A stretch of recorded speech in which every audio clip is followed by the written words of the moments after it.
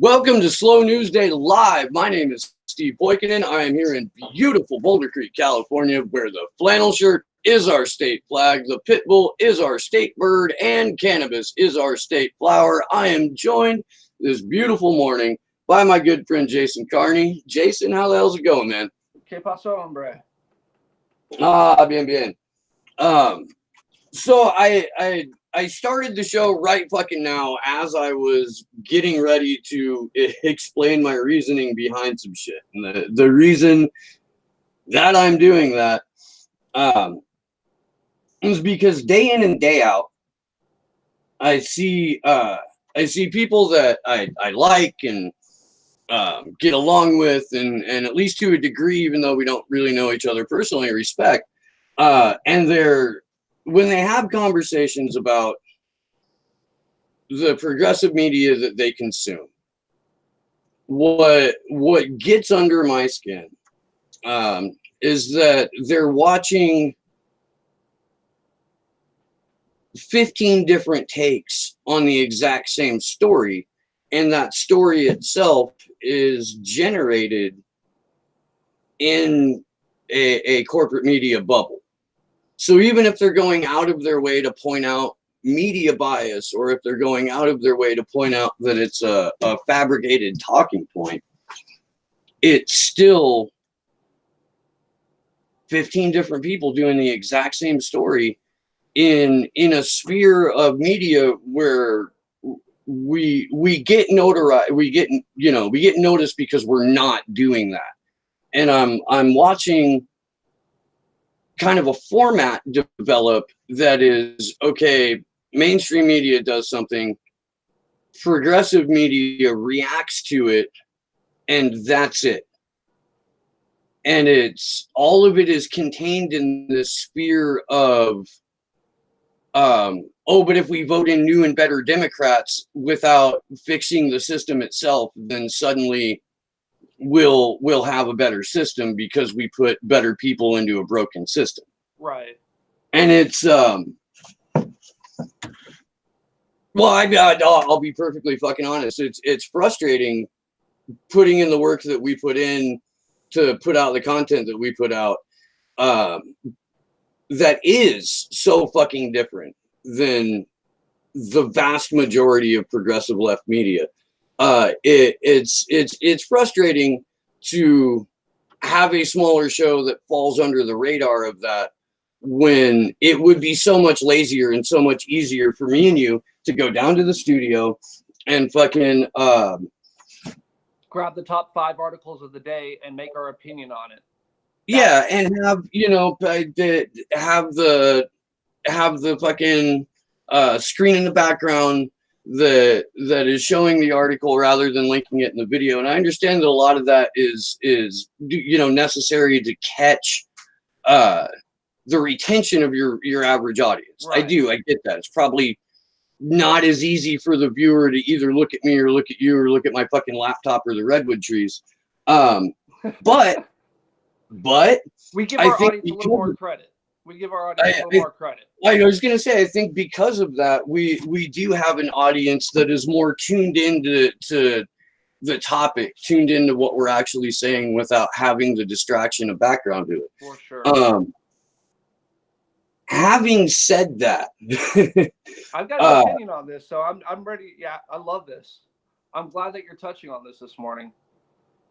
I'm a little fucking irked, man. I'm not gonna, no bullshit. I see people who are standing like Sam Cedar and Kyle Kulinski and fucking the Humanist Report and Tom Hartman. or Michael Brooks, or fucking these guys who are ostensibly doing a CNN style infotainment show from 3 degrees to the left of what like Rachel Maddow or Chris Hayes is doing. And they're not fully funded by intelligence agencies or manufacturers of weapons of war, but they are paying money to have their content put out on a platform that is funded by Hillary Clinton mega donors and fucking loaded to the gills with people who are either trying to become part of President Elizabeth Warren's fucking press corps or just flat the fuck out giant libertarian grifters. Well, we got to go back on this. And you and I both have experience in the journalistic world, and we know where all journalists get their source of information. It's a little thing called AP and/or Reuters. Now, when they pick it up off the line, when it comes off the bat, there's going to be several ways to interpret that, and there's going to be 100 people trying to get their opinion in, and it's going to be talking about the same topic. And what it causes us, even in the independent media, to deal with is being reactive instead of proactive. It's like you said, it'd be really simple to throw a screen up and talk about the top 5 articles of the day and giving our opinion on it and calling it news. And it might satisfy 50% of our audience. It might satisfy 80%. It might increase it exponentially because we're regurgitating what everybody else has said and putting it in a spin that the audience would quote unquote approve of. What we're doing is trying to cover the things that other people won't talk about. We're putting our time into research, into looking things up, into not putting a spin on a story, but getting the story out. And that's the problem, as you said, with these funded individuals that are quote unquote independent, but they're just as guilty as CNN, a Fox, and MSNBC of taking ad dollars or taking money from different groups that have a particular agenda. Again, it is lazy. Anybody in the journalistic field, unless you're an investigative journalist, has pretty much gone to looking up AP and Reuters and having LexisNexis on standby.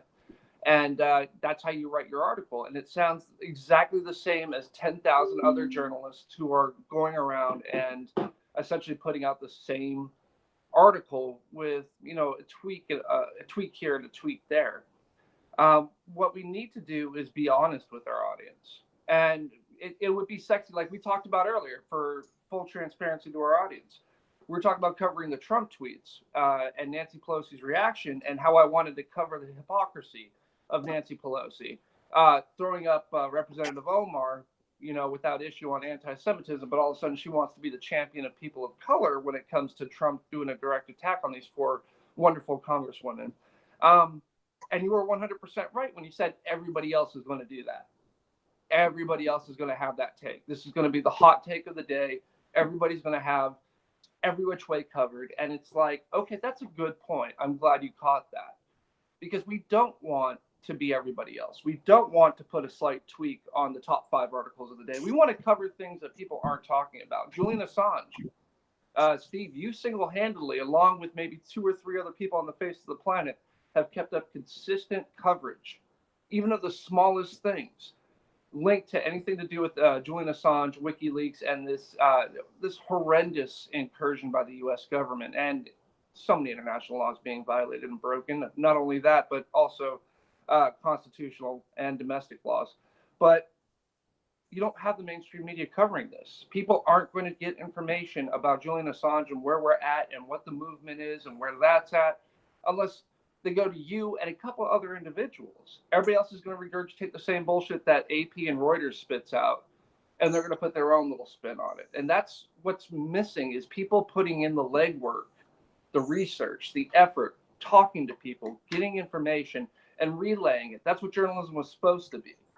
Nowadays, it's literally regurgitation of AP and Reuters. And anybody who would argue that, I demand, I'm not asking, I demand you provide evidence of the contrary.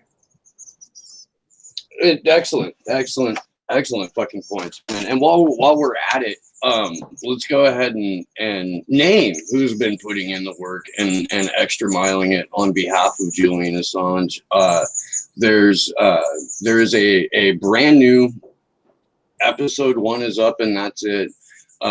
Free Julian Assange online vigil, continuation of the or kind of picking up the torch where Unity for J online vigils left off, so they could themselves focus more on action. Andrew Smith and Taylor Hudak, both of who have been on the show, have put together the Free Assange vigils. I sort of hosted the unofficial first one, because Andrew was unavailable and the software wasn't there, so Taylor and Jesus fucking Christ, I'm gonna forget her first name. Her last name is Hills. I remember that. She runs the Candles for Assange account. She organized the Candles for Assange vigils. We did like an hour and a half, and then Andrew and Christy Dopp and Taylor, Christy, who runs the Unity for J Twitter account, did the official first one later on that night. The Unity for J Twitter account was suspended for no other reason than it provides information on Julian Assange and where you can go to be active with your fellow human beings in support of Julian Assange. It is fucking typical, I guess, is the word I'm going to land on for that, for Twitter, for a social media monopoly, ostensibly, to be working hand in glove with intelligence and the U.S. and foreign governments to silence legitimate information that runs counter to their narrative. So huge thanks to Andrew, to Taylor, to Candles, to Christy, and Susie Dawson, Elizabeth Voss, and fucking everyone from Consortium News, who's now doing their own series.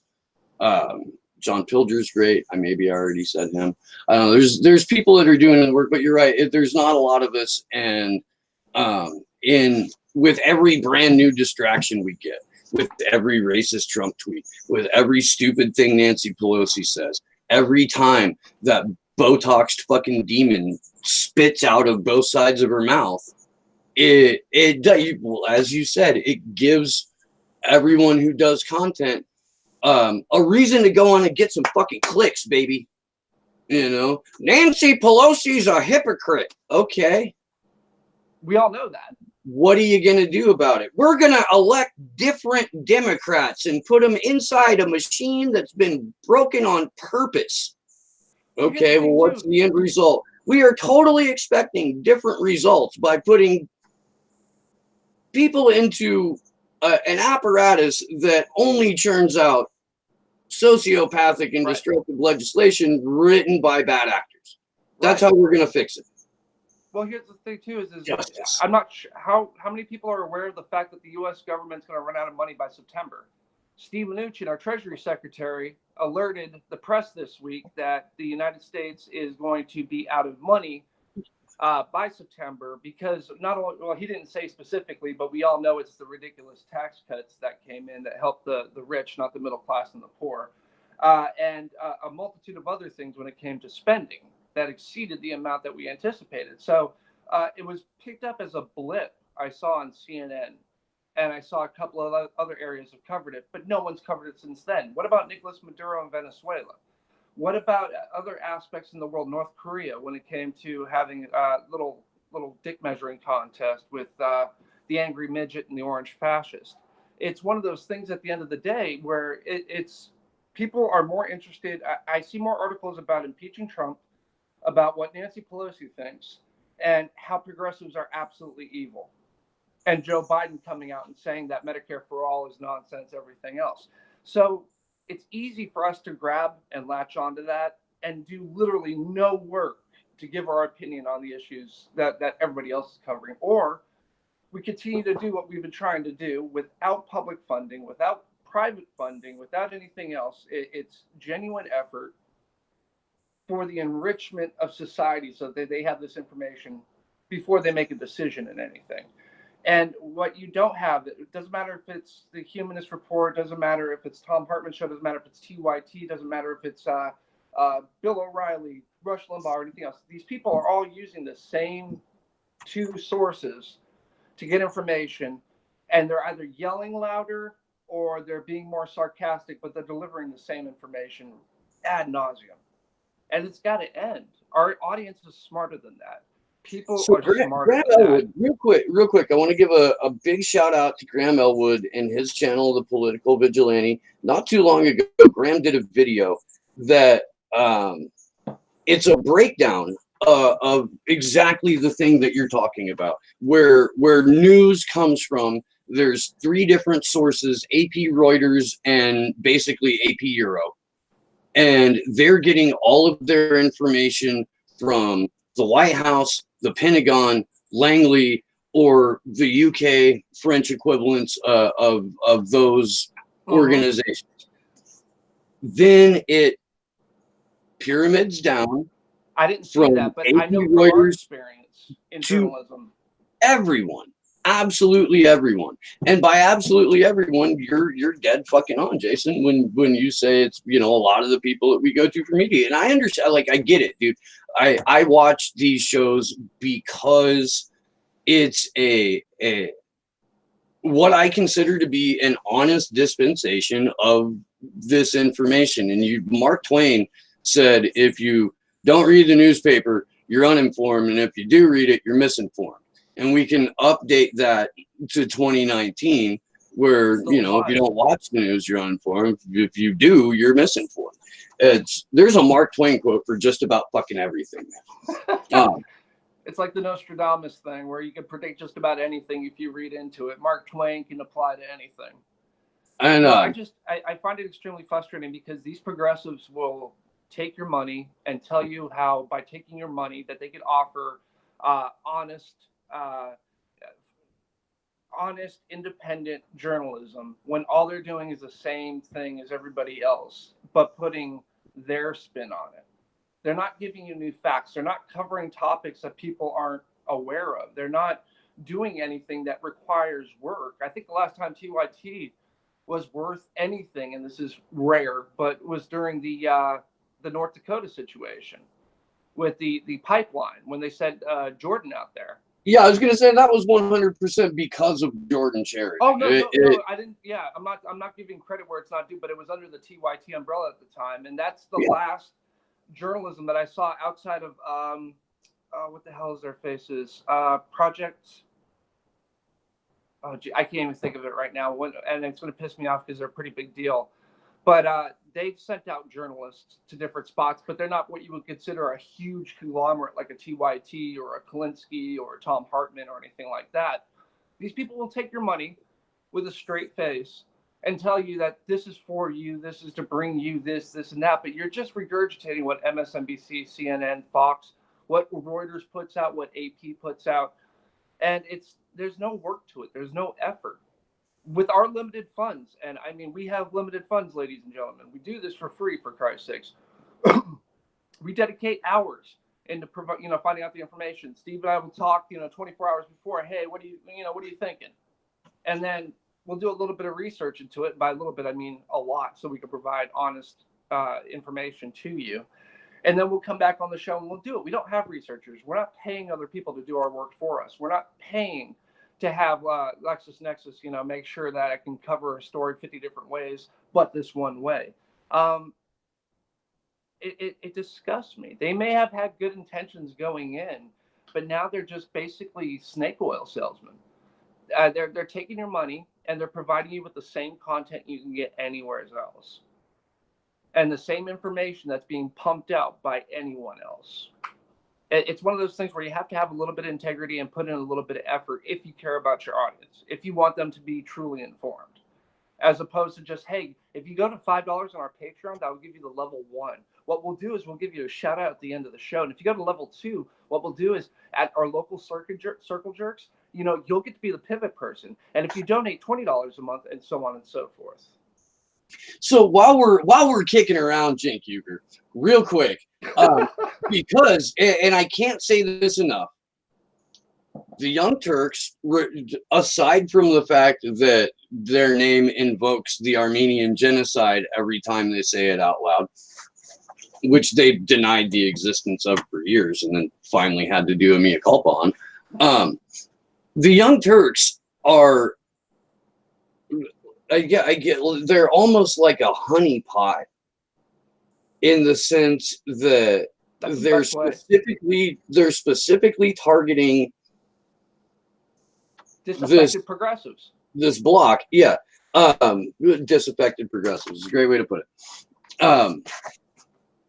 and I think we've said this on the show before, but I mean, really, if you're to the left of fucking God, Kamala Harris, you want more out of your media, You're a communist, apparently. Also a communist, but you want a different perspective in your media. Holy shit, Andrew's here. Right on. Andrew, I'm going to finish my thought. I'm going to introduce you, and we'll talk about what you guys got done this weekend. Cenk Uygur just fucking yesterday, because people had been going after him for his network's obvious unspoken endorsement of Elizabeth Warren. But blatant, clear endorsement of Elizabeth Warren.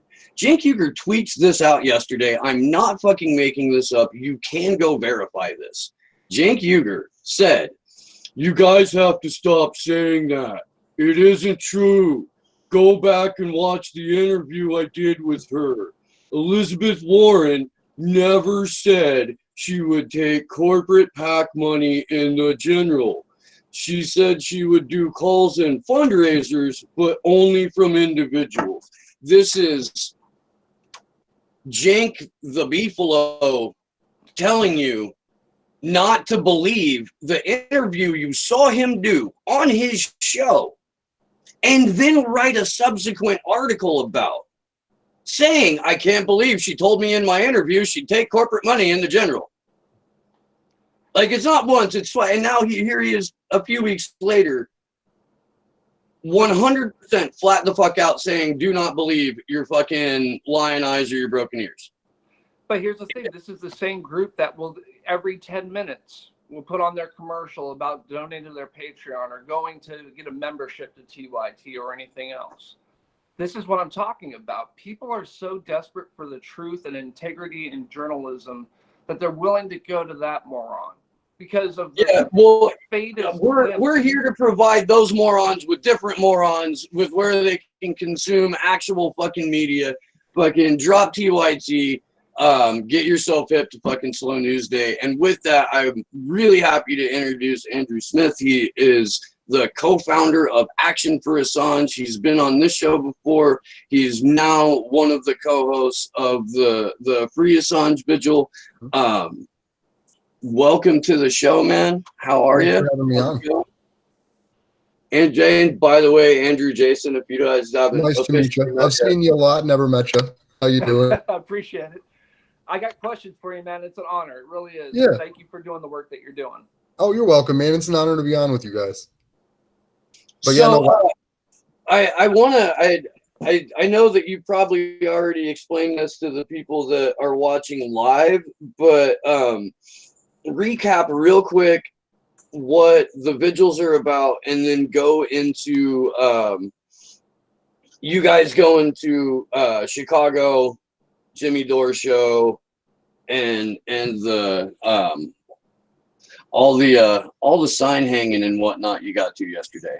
Yeah, so I'll start with the vigils. Back a couple weeks ago, Unity for Jace stopped doing vigils, and it wasn't because like they didn't want to do them anymore, but there was just so many other groups that were stepping forward that they stepped back. But there wasn't really anyone to fill that essentially like YouTube space of making sure people can get accurate information from good sources. So what myself and Taylor, the other co-founder for Action for Assange, did was reach out to Mrs. Assange first, say, hey, like, would it be okay if we started a free Assange online vigil to pick up kind of where Unity for J left off? And she said, yeah, which was probably like the greatest day of my life aside from like childbirth. And so we got that started, and we're running it every Wednesday at 10 p.m. Eastern.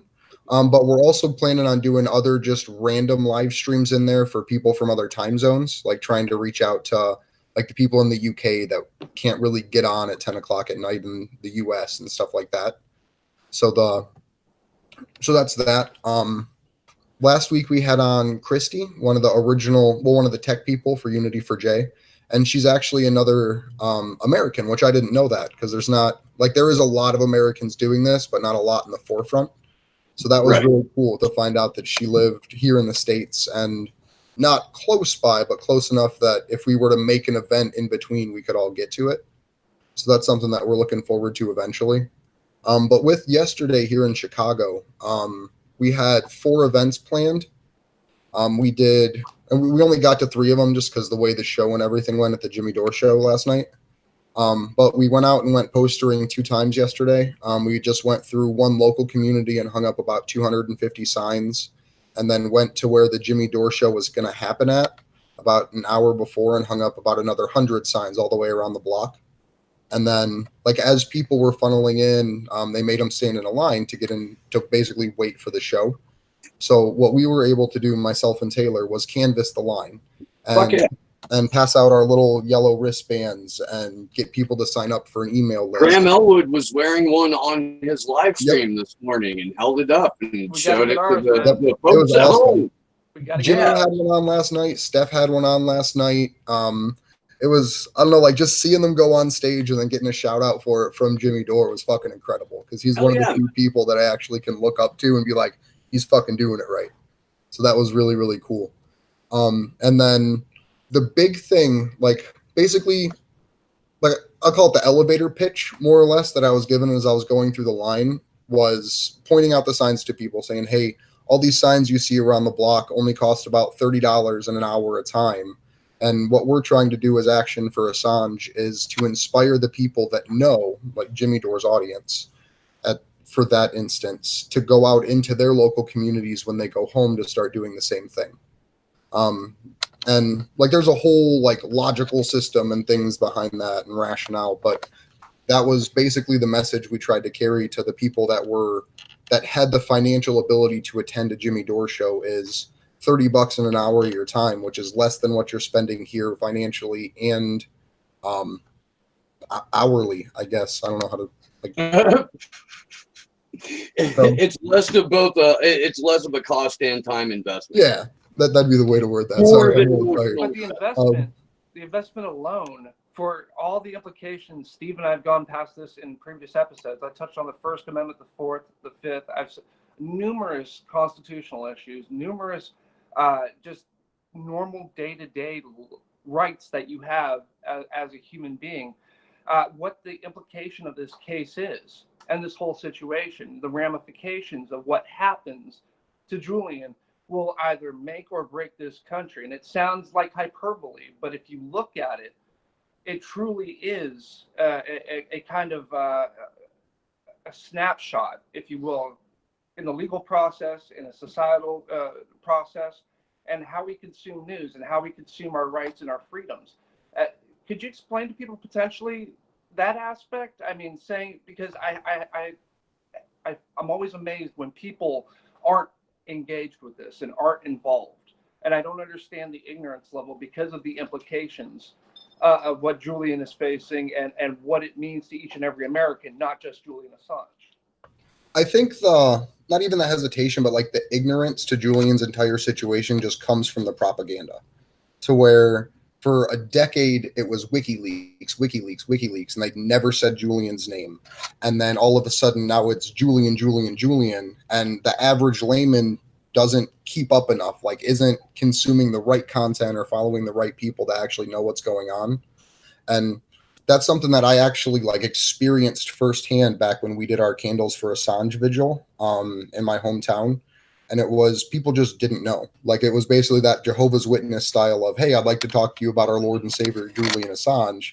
And everyone goes, oh, I never heard of him, or I don't know who that is. I just moved into the area, and stuff like that. And then once you say, well, Julian was the founder of WikiLeaks and the guy that published the American war crimes and torture program, they go, oh, that Julian Assange. And then you say, yeah, he's facing 175 years in prison for doing that right now.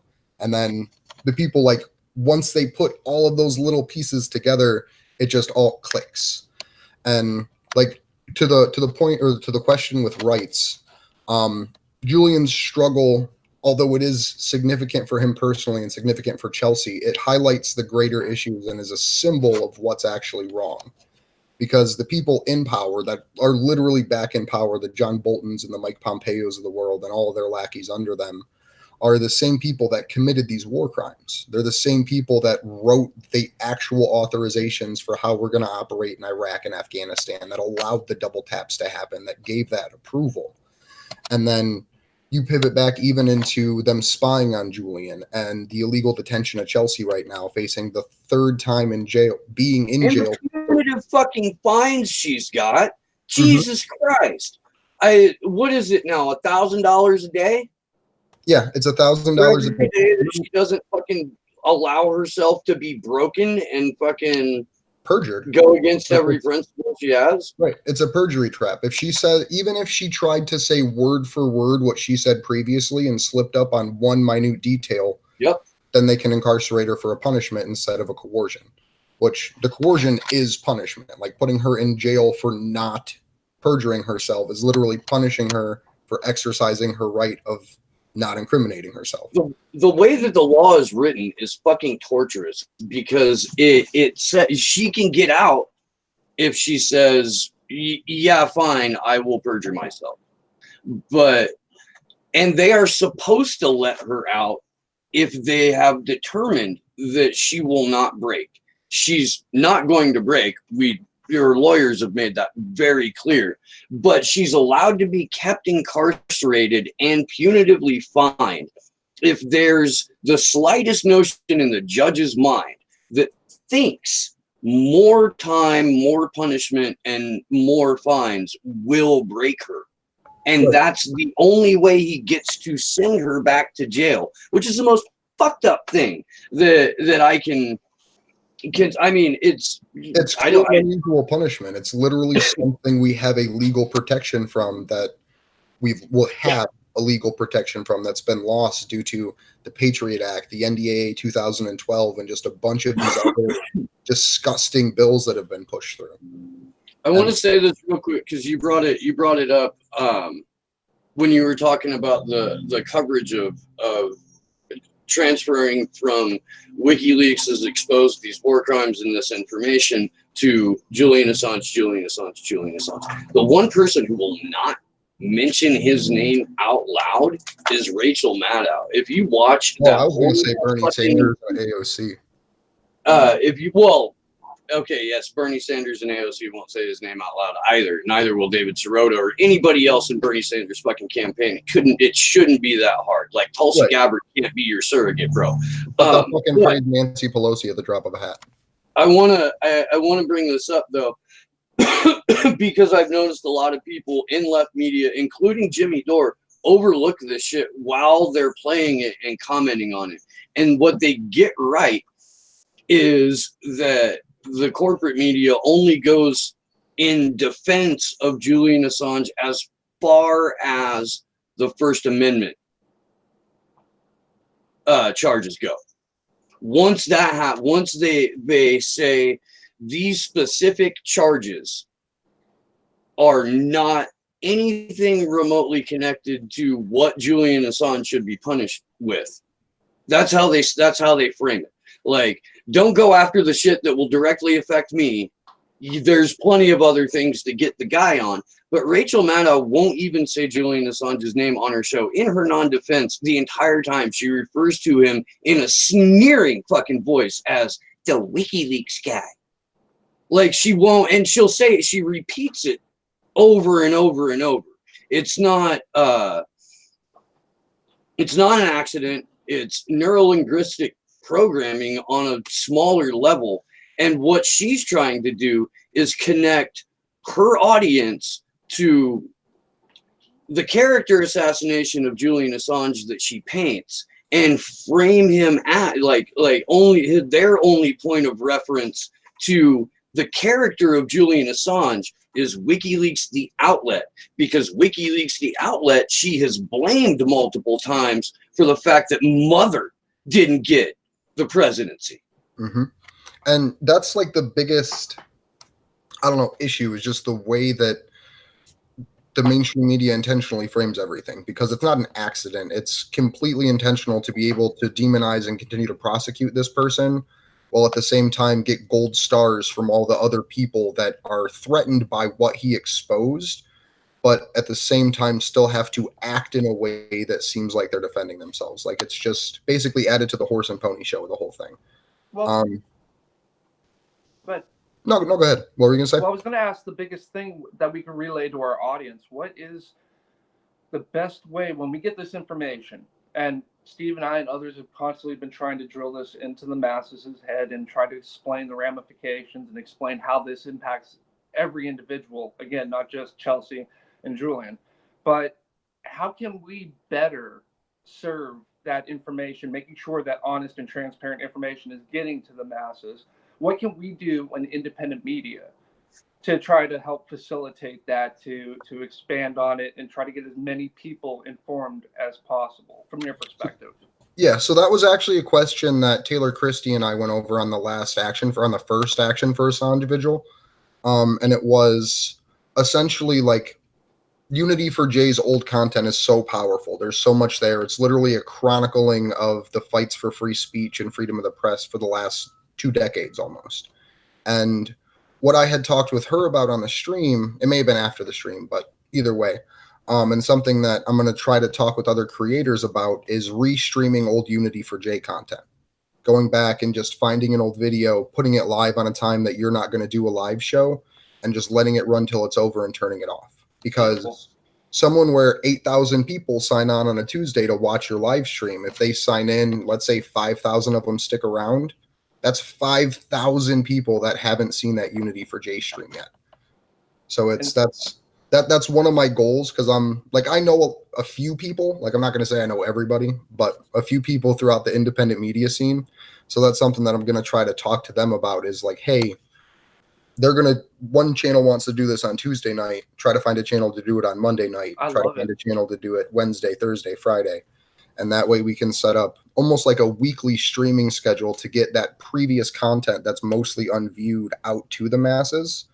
But the other way that doesn't really involve social media is people like us getting involved in different activist groups and trying to unite them and have them understand that, hey, we support your cause, but this battle that you're fighting can't exist without the freedom of information. So essentially, like the way I kind of picture it is like going to Second Amendment groups and talking to them about the issues with free speech, and then going to anti-ICE groups and talking to them about issues with free speech, and then trying to pull those two groups together so that way they can unite around this core issue. They have their differences, but are all still fighting for the same thing. So that's why I think Julian's fight's such a silver bullet against the oligarchy. It literally is because everyone, regardless of who you are, except for the extreme neoliberal hillbots, will almost drop what they're doing to retweet or like or have a conversation about, yeah, this country's fucked. And then you can say, well, this is why. Like, let me show you the war criminals that are trying to take your guns. Let me show you the Patriot Act that allowed ICE to be created, that allowed us to invade Iraq and Afghanistan, that allowed us to torture, to commit the war crimes that Julian Assange exposed. So it's a weird concept, I guess, but it's like intersectional activism. Look, dude, I'm all for fucking performance art. I am. And I am all for mass civil disturbance. And I am all for what I want to become collective ascension as humanity. And the first thing that we have to do is break down a lot of fucking barriers and using the ability to communicate freely as sort of the masthead for that. I think a lot of the barriers too are way more superficial and non-existent than we think. I mean, there's some ways to do it, but literally walking down the street, when you walk past someone, you don't know if they're a socialist. You don't know if they're a capitalist for the most part. You can't really tell these things. All you can tell is that they're literally just a person that at some point has struggles going on in their life. And where when you actually talk to real people that aren't in the political sphere and aren't a part of that generation of fake outrage culture on Twitter, then you find out the majority of everyone is on the same page, or at least within the same couple pages or a similar book that everyone can kind of understand the concept of, hey, this is important. This is the one thing that we can all kind of come together about. We can have our differences. You can fucking say trans people can't go into my bathroom, or you can say I don't want you to own a gun. But at the end of the day, you can't say those things if we lose the freedom of information. Right? That's what okay, so there's been this coordinated effort, what appears to be, and I'm a conspiratorial motherfucker, I don't run from that. But when I see blue check after blue check after blue check, like Seth MacFarlane and fucking John Favreau and fucking Ashton Kutcher and Alyssa Milano, until like politicians using the exact same words. Twitter is not real life. Social media is not real life. The internet is not real life. What we need to do is log off, turn off the computer, and find a room. You guys need to go to a room. You need to sit down together, and we need to talk, and you need to talk, and we need to talk. Like, so with that, like, and this is going to seem kind of weird at first as I go through it. People don't even realize. And we'll get to why, but please go ahead. Yeah, people don't realize how many community groups already exist, right? So like me and my buddy one day were sitting out in his backyard smoking, and he was like, man, I'd really like to raise some bees. I think that would be cool. And me, just in my joking way, was like, why don't you just Google Lorain County Beekeeper Association? And he did. And there is one. And there's been one for 70 years. And the problem is literally the generation that came out of the 90s stopped doing community action. Like the older generation does it for different shit.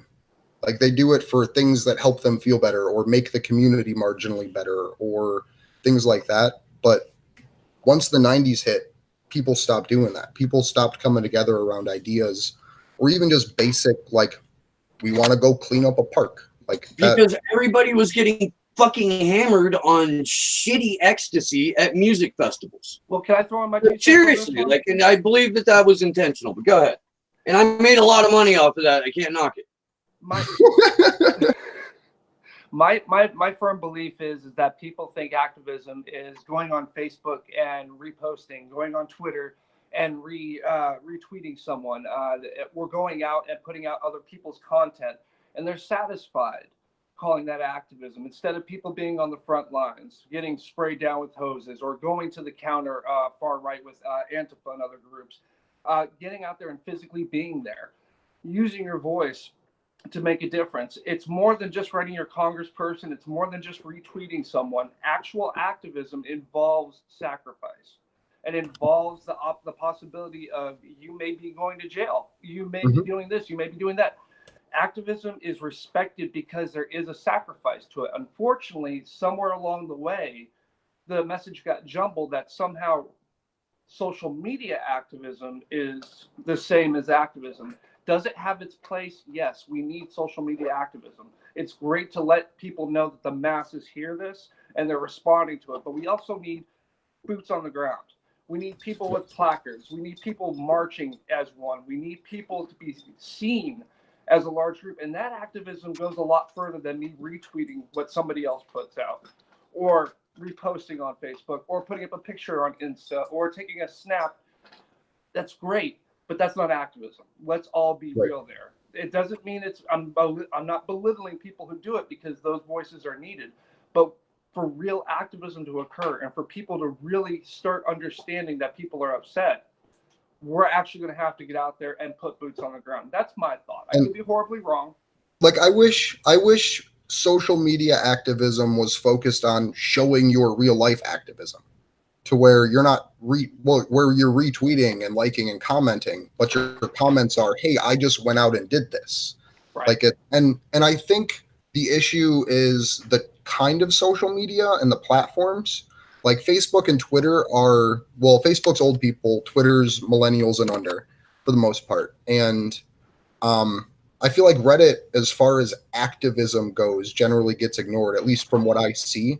And that's the portion of the internet that wants to earn the internets, like the little makes me feel good internet currency. And that's why I really want to get a Reddit going and started for Action for Assange, because there's more people on that social media space that will engage in the real world than there is on Twitter.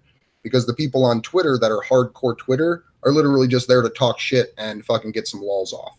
Like, it's not for anyone who's actually, like, there are people who are serious, so don't let me word it that way. Well, see, But I used it overall, last year to do my homeless project, my 30-day homeless project. And I used Twitter and Facebook to highlight every day, because I kind of did a running vlog of what I was experiencing as a homeless person for 30 days and the interviews that I did and other things.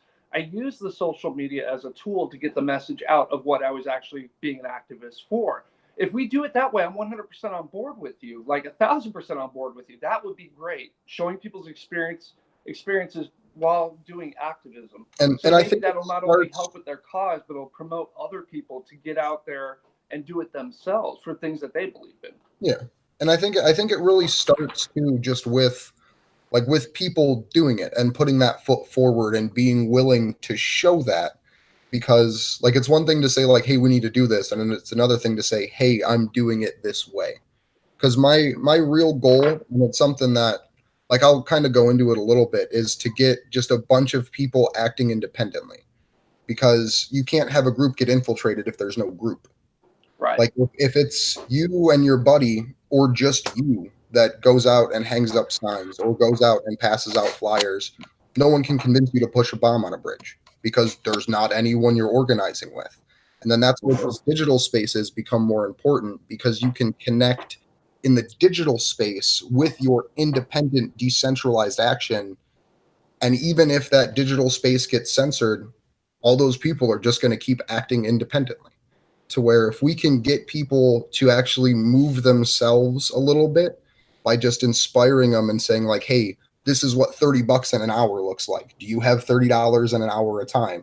And everyone's like, yeah, like, I've been standing in this line for an hour. Like, cool. We could have just went up and put 1,000 posters up in that hour. Right. So and that's how you ANCOM in a capitalist society. Right fucking there. That's how you do it. So Thank you, man.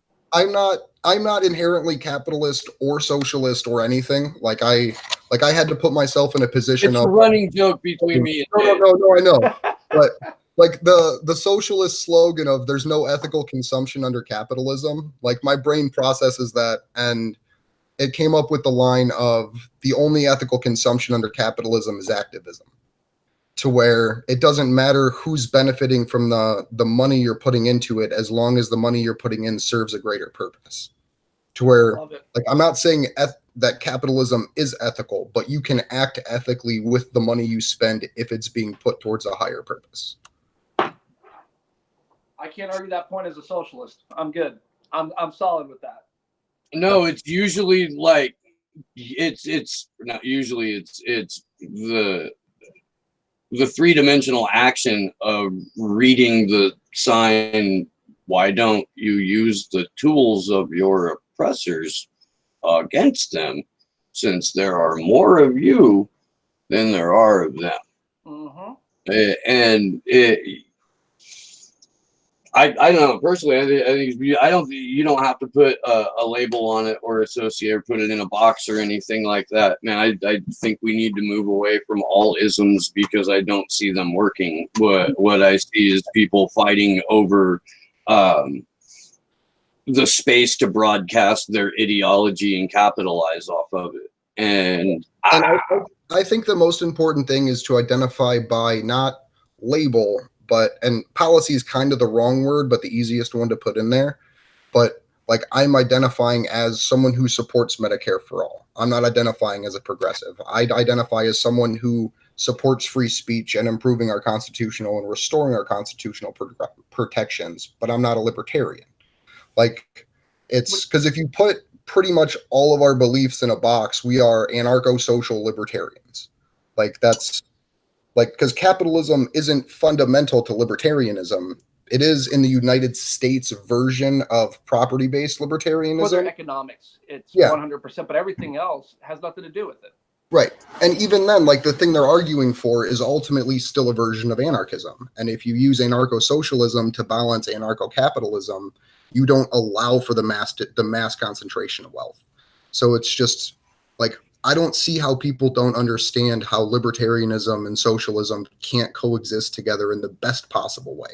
Because you take essentially the portions of state control away and have the monopoly on violence only be used to protect rights, and you have a national union that is controlled by the people, the higher you go up in the administrative process, it's paperwork and more paperwork, to where the decisions are made on the local level and just processed up as a piece of paper from the higher. So you don't even have bureaucracy or top level decision makers. You just have local communities making those decisions, and then it kind of rippling out. Like, everything progressives want doesn't have to be built in government. Like, on the debate stage for at least the first debate, because I didn't watch the second one, they were talking about, well, do you believe in privatized medicine or nationalized medicine? Like, I don't believe in either. Like, I believe in unionized medicine. I think we should have a national labor union outside of the government to make and control these decisions, because it would be controlled ultimately by the people on the ground. And that's something that can exist regardless of political ideology. Well, all these labels, they're just an artificial construct to keep people divided. If you were to sit back and actually have a conversation with any random Joe, doesn't matter what your political ideology is, I guarantee you'll find at least 6 and 10 things that you agree on. But you're apparently a staunch conservative or a Marxist or a liberal or whatever you want to call yourself. And it's because of the names that go beside, whether it be a little d or a D, an R, an S, an L, whatever. People automatically assume the worst in one another. If we were to drop the political labels and actually have a real conversation, we could hash out more things than be divided on. Right. Like me, I can, like, if I had to be a label, I am a progressive libertarian. But the part that I disagree with the most about the left is getting rid of gun ownership. But that's something not that I'm willing to sacrifice, but that I'm willing to work for independently, because the argument of progressives is our government's horribly fucking corrupt.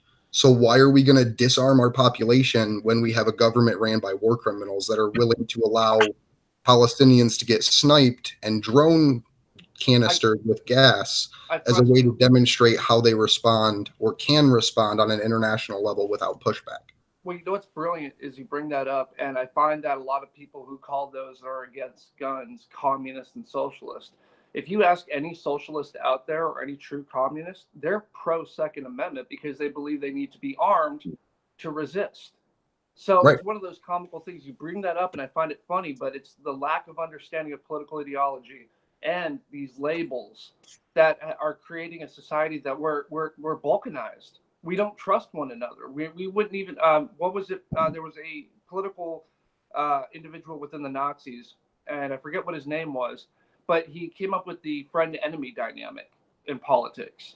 And essentially what it was you obviously have your allies and the people that you're with, and then you have your enemies. Now, you may not necessarily kill them, but if the day were to come where they were rounded up and suddenly disappeared, you wouldn't lose too much sleep over it.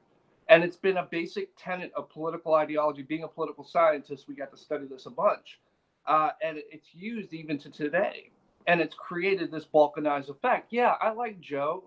He voted for Trump. I mean, he's got a nice wife and kids. And, but if he were to disappear tomorrow, I don't know if I want to lose any sleep over one less Trump supporter, yada, yada, yada, yada. Right. That's where we're at with our dialogue. Because that's how we're conditioned, programmed. That's 100% intentional. That's 50 plus years of a war on education. That's fucking intelligence apparatus control of media. That's fucking, dude, and all of it. I swear to God. My wife started watching Designated Survivor. Okay, I don't know if you're familiar with this show or not. I wasn't. Jason, you're nodding yes. Okay, so I don't know what season it's in. I don't know, but I know that Kiefer Sutherland already did one of the most mass propaganda shows on television in 24. That show was 100% about getting the U.S. citizens to be comfortable with the fact that the CIA tortures people to get the bad guys. That's all that show was. And that's something that actually started under the Nixon administration, too, to where when he created the drug war, he also started funding shows like that and shows like Cop to give people this cultural impression of what our law enforcement agencies are allowed to do. where like Yeah, Karl Rove had a role in that, by the way. That was one of Karl Rove's first big fucking scores as a political operative, was helping liaise and kind of create initial content for that out of Harry Anslinger's office. At any rate, designated survivor. But if I can pivot real quick, just to mention something before I lose my train of thought, where he was talking about how certain groups, it's okay if certain groups view it as okay if other groups get systemically removed because they don't support their political ideology. I just want to make sure I put out here that this is something that's actively happening. It's what the drug war is. It's what, like, literally Nixon's cabinet members said the drug war is. And it's what ICE is right now. Like, if I turn on the local news stations here, there's so many literal ICE warnings that you'd think it's January. Like, because Chicago's a sanctuary city. And you walk down the street, and I fucking love seeing it, but it's horrifying that people literally have to put up signs that say ICE is not welcome here. Do not talk to them. If you see an ICE person, do not engage. And, like, that's domestic fucking terrorism. Like, the community that Jimmy Dore had his show at last night was a very, very, very populated Hispanic community.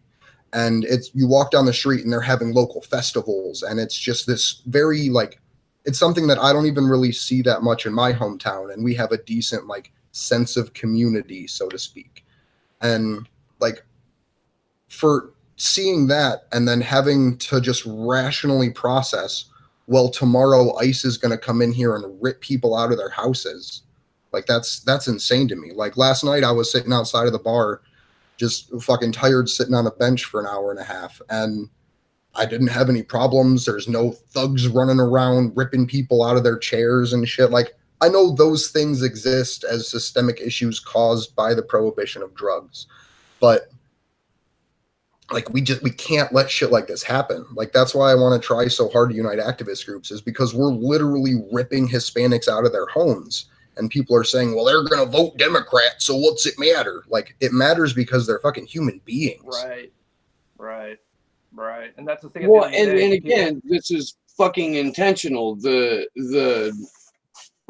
getting people to view people as lesser, no matter what that other is a propaganda tactic. It's as old as fucking time. You have some shit to say, Jay, I can tell. Oh, no, I'm 100% supportive of that. And if you looked at how nationalism and fascism rises up, I mean, everybody uses the straw man tactic when it comes to demonizing a community. Fascists love to do it against immigrants and people of color and LGBTQ plus members and the intelligista, if you will. Intellectuals and the arts as well. It's one of those things that this is they're going step by step on this playbook. And when it comes to ICE, my daughter's half Latina. I have a vested interest, not only because she's a woman, but she is going to be a woman of color at some point. It's one of those things at the end of the day where I'm seeing an entire community that's done nothing. And if the worst crime they've committed was crossing a border without paperwork, I'll take that hands down compared to what people in this country do all the time with pedophilia, rape, armed robbery, murder, assault. Right. You name it. I'll take someone crossing a border without paperwork any day. Mm-hmm. You see people so, like, fake outraged about all this shit. Like fucking Jimmy had the best way of describing it last night that I didn't even process or put together, talking about the migrant caravans. And he literally described it as there's a whole group of criminals walking on foot to wait until they cross the American border to steal a car. Like, right. Like, and when I heard that, I was like, that's the fucking deepest truth I've ever heard. And it was put in a very fucking dark joke. Like, damn it. And, hell yeah. Right. Hell yeah. It's just fucking crazy to me that, like, people can't see past that. Like, my dad's a hardcore Trump supporter. Like, I was raised by a libertarian and a Republican. I was pro-war in my freshman year of high school. I was like, nuke the sand guys out there and, like, whatever.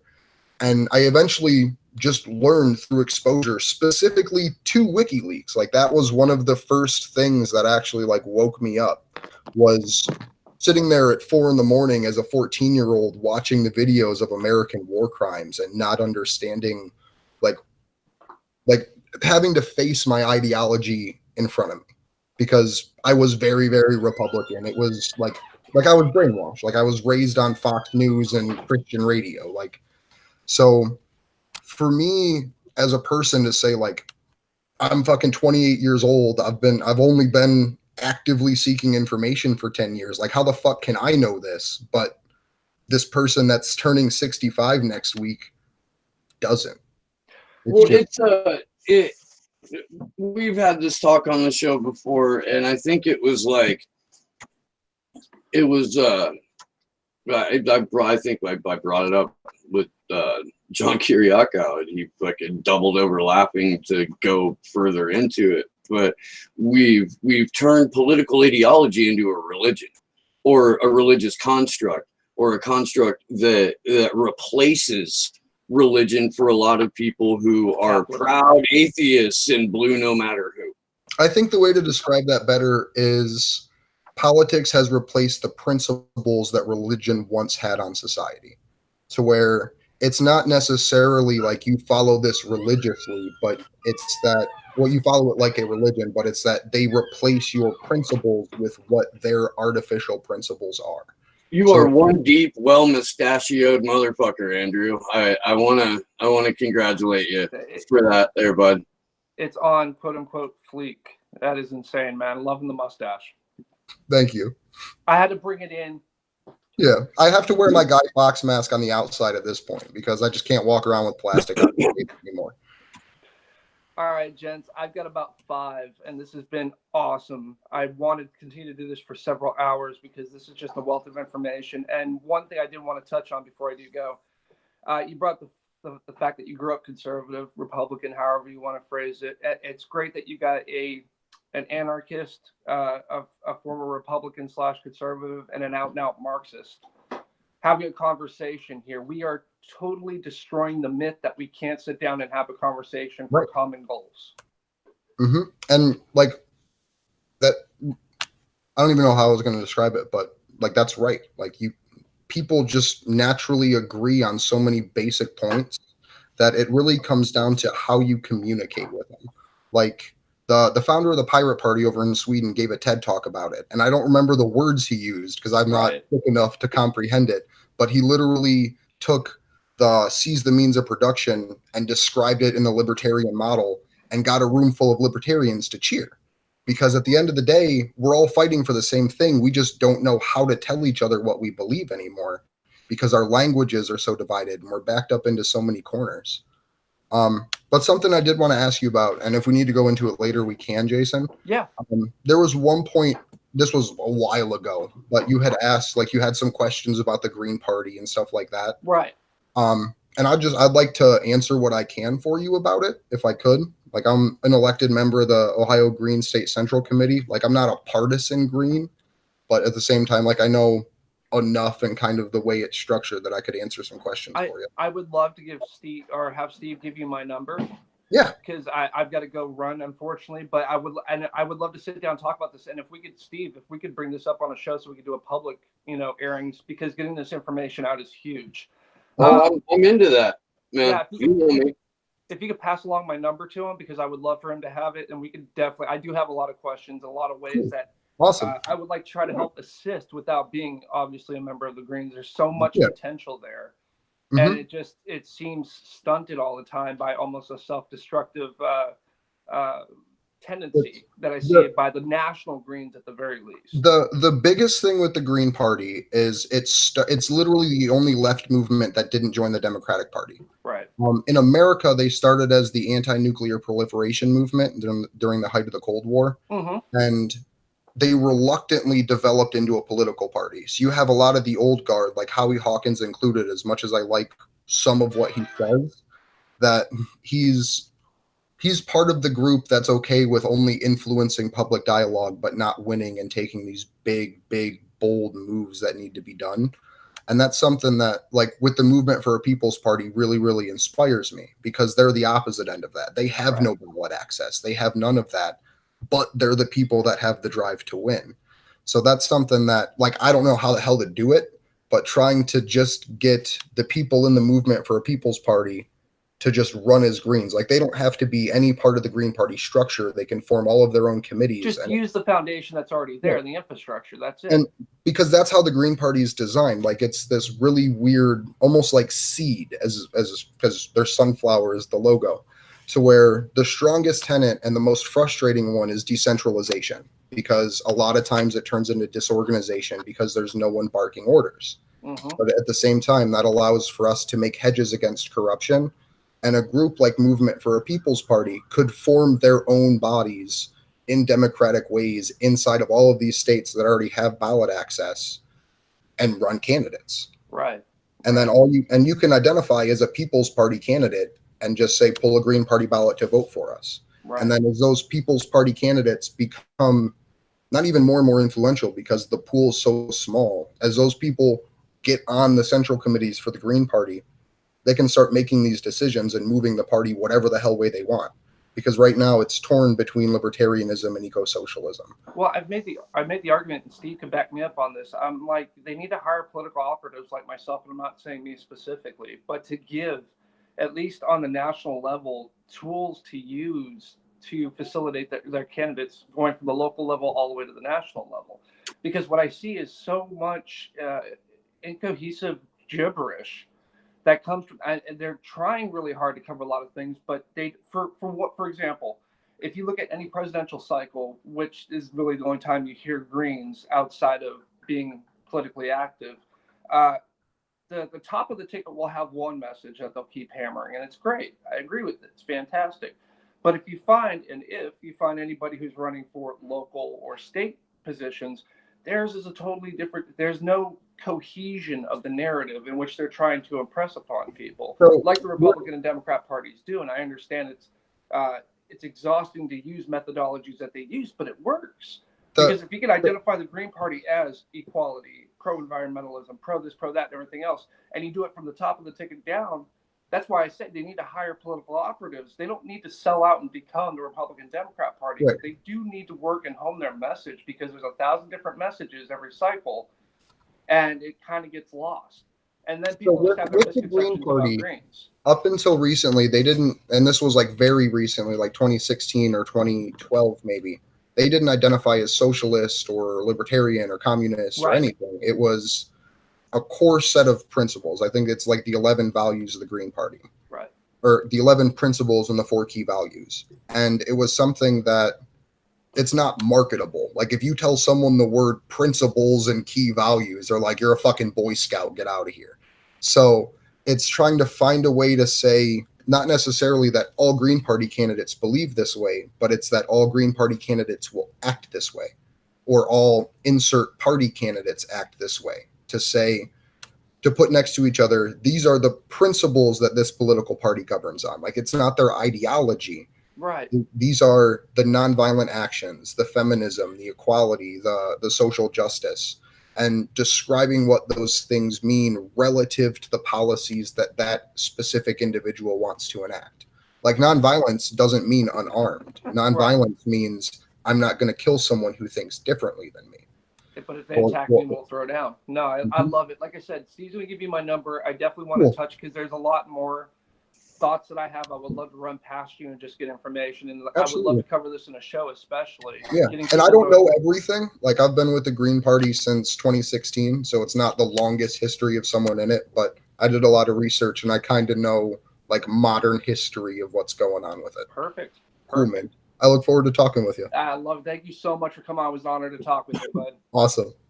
All right, Jay. Andrew, you have time to stick around for a little bit? Yeah, I got about half an hour before I got to make it to another event. All right, groovy. Well, fucking Jay, you have a great day. Yeah, we can continue on that. I'll hold my thoughts on the Green Party until we can all have that talk. So something I want to say, though, is, and it's something that goes for every group and every ideology, and why decentralization is so important. People, there are always infiltrators. There are always the FBI and the intelligence communities that are getting into groups to cause issues. Like, the ISO, the International Socialist Organization, at least in Columbus, from what I understand, and if I'm wrong, I'll ask my buddy to correct me on this, but they are either in the process of breaking apart or trying to rebuild because of intergroup tension, because there was just essentially what to me sounded like provocateurs trying to break this group apart because it got large enough to start making a local impact, which then creates national impacts. And to see the ISO start to fracture at the same time that the DSA is propping up Alexandria Ocasio-Cortez and all the other Just Us Dems is, I don't know, it's terrifying, because all it's going to do is create a nationalization of resources into the hands of the war criminals that we're trying to stop as progressives anyways. But people are so desperate that they flock to these just literally undefendable people and make excuses for why they act that way. Like I think we talked about it last time, but with Ocasio, she had enough House Democrats to stop any Democrat from becoming House Speaker. That's an insane amount of power. That is more power than any progressive in the last 50 years in this country has had the ability to do. But she used it for Nancy Pelosi. Yeah. Well, I think you know my theory behind Just Us Democrats, and that's they're rebranding war criminals. Well, yeah, they're what they're doing is they're going for optics-driven intersectional fascism. They're there to be the heir apparents to the power that Nancy Pelosi and the leadership of the party collects, but they're not this righteous, shiny force for good in the world. The fucking organization itself, what they did spend on candidates, they spent predominantly on AOC alone. And in a race where I don't want to get too much in the weeds about it, but that's something that affected me personally, like them stripping back the finances of other candidates, because I don't know this for a fact. Like, I haven't talked to anyone directly in Brand New Congress or Justice Democrats, but from what I heard through the grapevine, there was some type of agreement that said digital donations, we get X%, and you have to pay X% to become one of these people, or X amount. And I don't want to use dollar amounts and percentages because I don't know the exact numbers. And I want to say again, I don't know if that's exactly true, but I heard it from people that were running for office that attempted to get in with these groups because they thought they were whole and pure. Yeah. And just to come to find out that they say, hey, give me blah, blah, blah grand, and you can be part of this organization. Absolutely. Well, look at who started it, man. Jink fucking Uger, Kyle Kulinski, and a couple other fucking party inside grifters. Like that. I still have hope for Kyle. Like, I know he's very, very, very, very pro-Democrat still, blue no matter who for the most part, and only says things like, I support any progressive, but then doesn't run a piece on any of them and props up Andrew Gillum and fucking bet on my stork. But at the same time, like, he's still a powerful voice for waking people up. And it's just that we have to get better at moving people through essentially what I guess we could classify as like the leftist pipeline, or like the anarchist pipeline. Well, and here's the problem is that Kyle Kulinski's never going to have me on his show.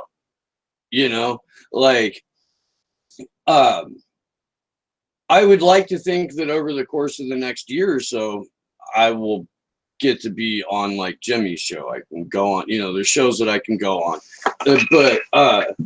but getting people to graduate as it is, from okay, well, if we just vote enough of these people into office, then we'll eventually get our way and then be able to tinker around the edges of capitalism enough to, I guess, save the planet, even though. So one big nuance I want to make real quick is, and I'll probably get crucified for a minute for saying it, is we don't live in a capitalist system anymore. There are core things that have to happen to be defined as capitalism. And part of that is having the government not pick and choose winners. Like, I think the best way to describe what we have now is state communism or Stalinism, to where we have the government who's literally giving billions of dollars to bankers and moneyed war interests and picking and choosing the economic winners, even on local levels. Like I work for a small HVAC company. We're worker owned. And literally the discussion that we had was, hey, do we want to get a government contract just to make this easy? Like, do we want to go do all the HVAC for 3 cities for their government buildings and guarantee that we're going to stay in business because we know X people, or we've helped X people in the past, or we have X person's phone number and can ask what the bid that someone else put in on a job was. So it's, and I know a lot of people will disagree with that sentiment, but the more and more you look at it and the more and more you actually take that raw, honest, fucking hard look, is we live under state capitalism or Stalinism. And there's communists out there, anarcho-communists and social communists and things like that, that are totalitarian communism, but that is what we currently have. Like, I mean, the original Mussolini Franco fascism was merger of government and corporation. And that's what we have. That's what that's economic fascism. That's economic fascism. And you can argue that's Stalinistic for sure. I mean, dude, I have an automatic, almost vomitous reaction to authoritative regimes, no matter what is on their hat, that's kind of how I am. But Ron Paul, I just like myself, my camera at the same time.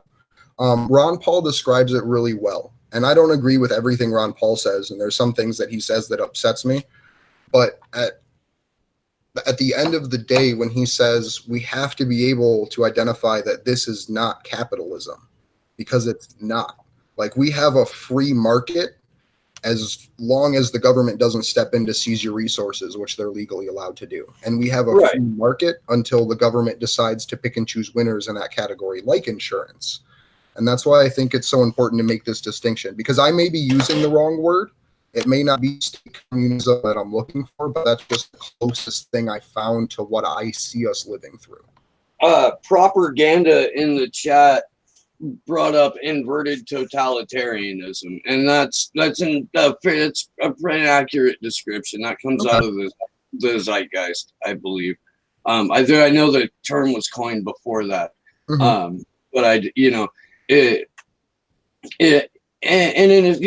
it's a fucking inverted pyramid scheme where there's a few people, that fucking have control over everybody at the top. There's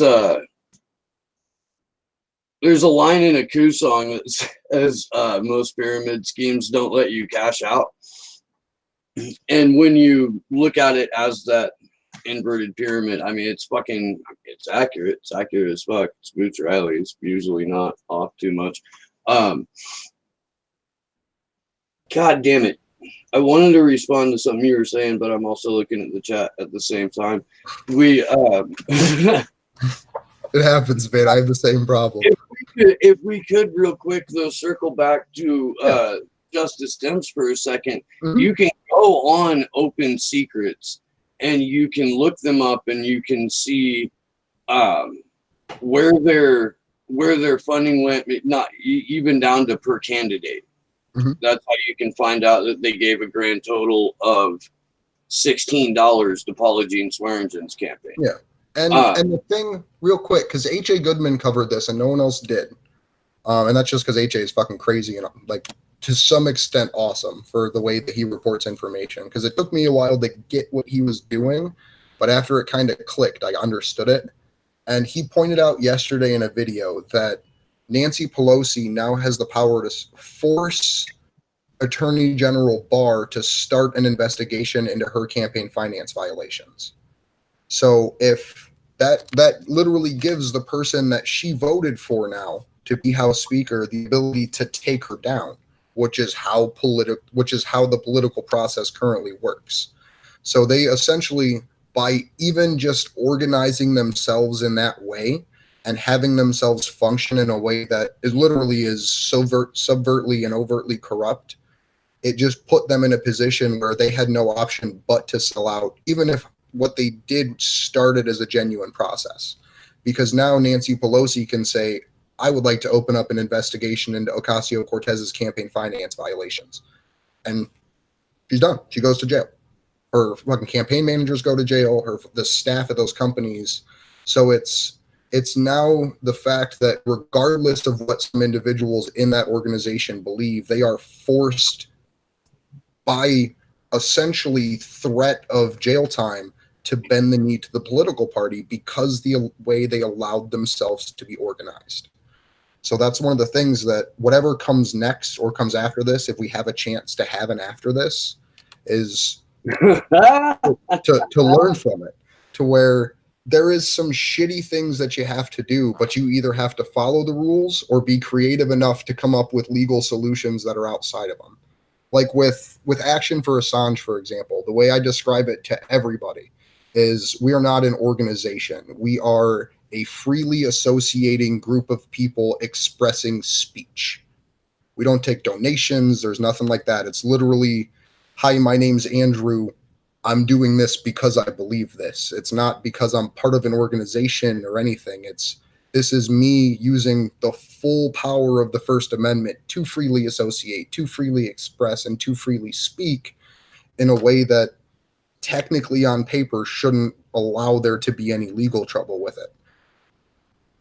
So I think it's a way going forward that leftists, anarchists, libertarians, what have you, decide to organize themselves. Because if we do it in a way where we're willing to bend certain rules, which they're fucking corrupt rules, like the FEC was started by Nixon as a way to introduce political money, corporate money back into the political process. But we have to recognize that some battles aren't worth the risk. Like, don't fucking launder money to run your political campaign. Like, fuck, man. Like, that's the most basic thing. Like, don't put millions of dollars in a slush fund from all these other candidates to then inject it directly back into yourself. Like, that's a bad idea. Because at the end of the day, no matter what you believe in, that gives them the legal ability to prosecute you. Yeah. I mean, it seems like common sense, but we live in a fucking cartoon. So what normally would make sense is fucking hate speech or, at least a violation of someone's terms of service. They'll yank your fucking entire Twitter account for posting general information about Julian Assange. Yeah, Unity for Jay. I want to make sure that I get this out there. And we brought that up too at the beginning of the show. Cool. I missed the beginning. I was like getting ready and tweeting and shit. Yeah, no, but that's something big too. And that's why the number one thing I'm encouraging people to do is post in the street, take a picture of that post and put it on Twitter. Yeah. Like I want, like, if you want to make a statement about Julian Assange, do it on the telephone poles and then take a picture and put those pictures on the internet, because you get 10, I don't know, let's just say 1,000 views on the internet, but you get 500 views of real people in your community as well from you putting that post out there. And even if it's walking around listening to live streams of people or YouTube videos while you put this up, snap a picture and put it online, like, you're getting fucking exercise. Like, no one should be bitching about walking around putting up signs, because at the end of the day, there's nothing bad that can really come of it. Oh, I couldn't agree more. And the concept of decentralized activism is, you're hit it spot on. You can't infiltrate if it's just you and your buddy. Yeah, you can't infiltrate something that doesn't truly exist. Yeah. And like the other day, you were talking with Taylor about Anonymous. And during the Occupy movement and other times, there were people that picked up that banner specifically. There were intelligence agencies that picked up that banner specifically to put those people in jail. But as a whole, the concept of Anonymous is decentralized action. It's the idea that you can't make me do anything I don't want to do. So I'm going to have this level of anonymity. So that way, if I support you, I can go out and do it. But if I don't, I'm not getting involved in your process. So like there is and not to say like anonymous is or isn't this thing, but there's like I met people last night that you would look at them and not even think that they would even know what a Guy Fawkes mask is, that are like, hey, I'm with anonymous or I support anonymous, because there was a time where that meant something different. Like it was there was a time where that was like what I'm trying essentially to recreate, that decentralized activism, to where the people that try to earn the internets and that try to say, hey, look at what I'm doing, are very few currently. But I think that if we as a whole community of like content creators and influencers and organizers tell people like, don't wait for a protest to come to your town, be the protest in your town. Yeah. Mm-hmm. Yeah. No, I couldn't agree more with the sentiment. And my my argument on anonymous isn't that everyone involved is somehow co-opted, themselves. It's that the concept, the targets, the waiting for the other shoe to drop, like all of it seems orchestrated to me. And I have the same argument about QAnon. Like the thing that makes me the most upset about QAnon, like I've followed it since it came out, like I have my own opinions of it. I don't believe that Q is fighting for the best of humanity. With all of the information we have available, I think Q is the most dangerous propaganda effort that's ever been started, because they do share actual information about the global pedophilia problems, and they do share that kind of information, but they're Obama-ing it to people, where they're getting that information out there, calling it 5D chess, and then like, what the fuck's gonna happen when this shit doesn't break? Like, that's the fucking horrifying part to me that no one's really talking about, is what's gonna happen when all of the board members, like the people on the chans, realize that they've been had. Because that's the part that of the internet that used to defend WikiLeaks the most, was the chans. And that all that momentum and all of that work that used to happen in support of a freedom fighter is now happening in support of a propaganda effort, having people track airplane movements and shit, because they think that that's somehow taken down the deep state, while at the same time the person at the very top leading the movement, Q plus Trump, is literally saying, no, we're going to sell these arms to Saudi Arabia. We're only missiles into Syria. Like Yeah. I don't want to create that division, because I think with the way that people were pulled into Q, I don't want to call it hope porn, but at this point in the stage, it is. Porn. And like, I don't want to create the division, because I want to just reach those people with another message. And it's not like, hey, do or don't support Q, but it's, hey, if you think Julian Assange needs to be freed, or if you think these global pedophilia issues need to be solved, do something about it. Don't sit and look at a fucking computer screen. Like, no problem in the world aside from like algebra has ever been solved from behind a computer. Like, no oligarchy has ever been beaten with words alone. And I have the same argument for people who are, even though I still love them, diehard burners. You can't legislate your way out of an oligarchy. You know that. You know that, and I'm talking about the people who are fucking pouring their heart and soul into another run right now. Like, you fundamentally concern your being that we can't legislate our way out of an oligarchy, but here you are, and I understand the need to want to do fucking something about it. But if you understand that the process can't be achieved through legislation, then you've got to fucking realize that you need to take that energy into mobilizing people to circle the fucking halls of power. This is actually something that the libertarian presidential debate in Ohio covered really, really well. And I want to give a shout out to Adam Kokesh. If no one knows who he is, Google him, Adam versus the Man. I followed him back originally during like my loose change era, like around the same time that I found Ron Paul back in the day, shit like that. But he seems like a genuine person, and the thing that they talk about is the idea that if our government was collapsed today, like if the people had the option of completely rebuilding government, it would be the exact same thing. Like if we took all of everything that we have right now away and asked people, what do you want? The only thing that as a whole we would be able to conceptualize is what we have now.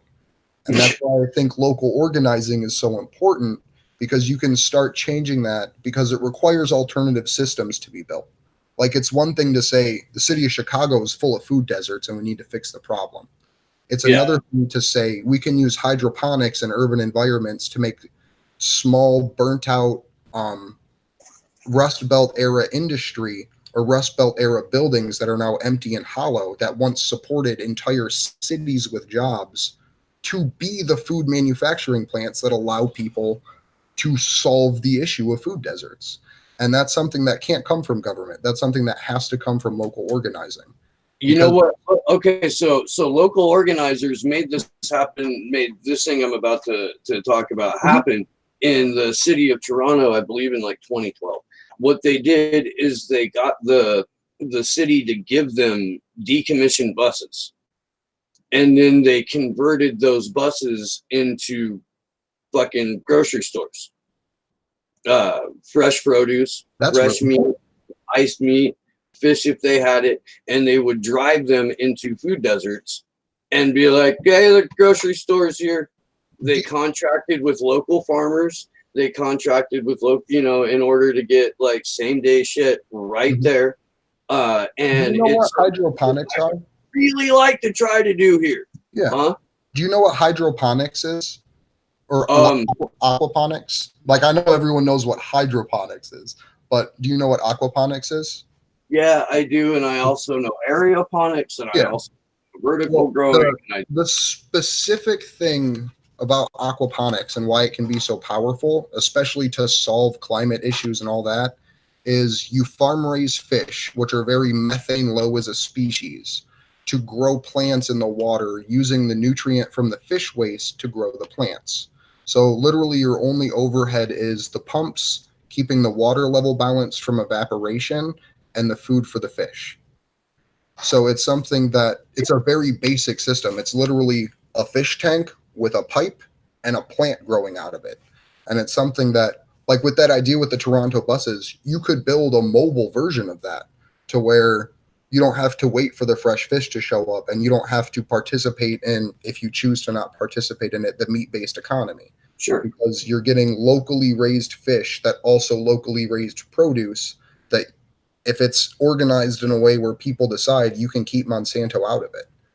And it's building those systems of because that's a system of power. It's building those systems of power to provide for people, to get them off of food stamps, to make them okay with losing government assistance. Because the reality is, if we take things away from people now to build an anarchist system or to build a libertarian system where the state is only there to protect rights and use the monopoly on force to protect the individual liberty, we can't have that without having thousands of people or millions of people die from starvation because of the dependency that they have. And that's something that the Libertarian Party communicated really, really well in their last debate, or in the Ohio debate, was right now our government has so much power that you just need you need to sneak a guy, not sneak, but you need to get enough people in to not even create these systems, but to inspire and help people change and see a different perspective so these systems can be dismantled. No, I agree. And one of the points that I try to make on the show often is that at the end of the day, especially if you look at the guests that I've had on the podcast, like what we're trying to do is provide non-governmental answers to broader problems created by government. I mean, Jesus Christ, dude, Cynthia McKinney went and spoke at Anarchapulco, Really? Like, yeah. That's cool. I think 2 years ago. But See, yeah, she's dude. someone I would really like to learn more about, because like I know a bit about Cynthia McKinney just because Connie, the literal person I'm wearing my shirt for right now, from her 2018 run, was one of the people that helped her get ballot access, and Cynthia McKinney helped the Ohio Greens originally get their ballot access. So Mhm. she's someone that I would really like to go back and watch old interviews and stuff with, because So the one that we did was really hard. It was because our feed was getting so fucked with that Mhm. we could literally sit there and count down to when the frustration interruption would stop, and then we could talk again. Yeah, that's Um, crazy. Like that's it, censorship in real time. That's real time monitoring and censorship. it was a fucked up. It was a fucked up. So, and me, I'm like, fuck it, dude. I'm just gonna keep going because I want some people to be able to see this. And it's rough to watch, but she broke down a lot of shit, dude. She's a fantastic person. I need to get back in communication with her again, because I would love to have her back on the show. Mhm. But what I was trying to get at, and I'm pretty sure you got to cut out here soon. I got I have as much time as I feel like having. I have to go put the signs up around Jimmy Dore's next event, and it doesn't start until 7, or the doors don't open until 7. I'm just lazy, so I don't want to go out there before I have to, because I'm not spending an Uber there and then back and then there again. So I'm trying to Yeah, time. no, I fucking I get it, man. I do. Well, cool, because I'm not entirely bored yet, and I hope the people watching aren't either. We don't seem to have hemorrhaged any viewers, which is cool. But Cynthia McKinney broke down excellently how the university system became the new home for COINTELPRO.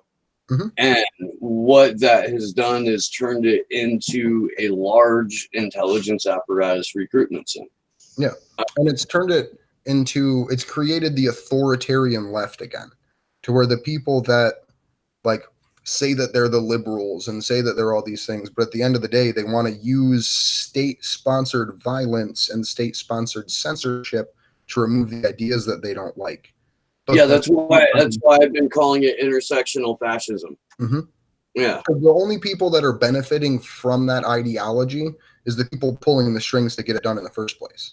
Because at the end of the day, they're using that public pressure to just create laws and systems that allow them to censor, or allow them to have an unregulated internet, or not unregulated, but have an bill of rights internet. Because you can just have a CEO of a company that its second largest shareholder is an Saudi Arabian prince, Twitter, can Right. literally remove anyone at a heartbeat with no reason or justification. Like, from my understanding, Unity for J didn't even get an email about their violation. No. They just got shut. And that's why it's so important to have alternative systems of communication in place, because, like, all of the people, and this is to your audience more than to us, because I think this is something we kind of already know, and they probably know too, but all of the people that we talk to on Facebook and Twitter and Instagram, or whatever the fuck you talk to people on, when they take those systems away, you don't have that communication anymore. So it's really important that all of us can kind of figure out, even if it's in different spaces and places, what we can do to skirt censorship by having more direct, private, and encrypted forms of communication. Because encrypted communication is literally the only thing that will allow us spontaneous organization. Because in every other revolution that's happened in modern history with the internet, the first thing to go is social media, because it's where people originally started coming together. Like in the Arab Spring, it's kind of the thing that catalyzed it even further, but it's kind of also the thing that enabled it to become more totalitarian and have military control, was them turning down Twitter or Facebook, I think, where people were organizing on social media platforms and they took the platform away, cut the internet. And then that forced people into the streets. It forced more chaos and more havoc that allowed the state to step in with the military even further to seize control of the country. And then people said, okay, well, that's cool. Yeah. Because it took away the violence that was happening in their face, but then created a completely separate system of oppression that they weren't anticipating because they wanted the original corruption gone and then the violence that spawned removing that corruption also gone. Yeah.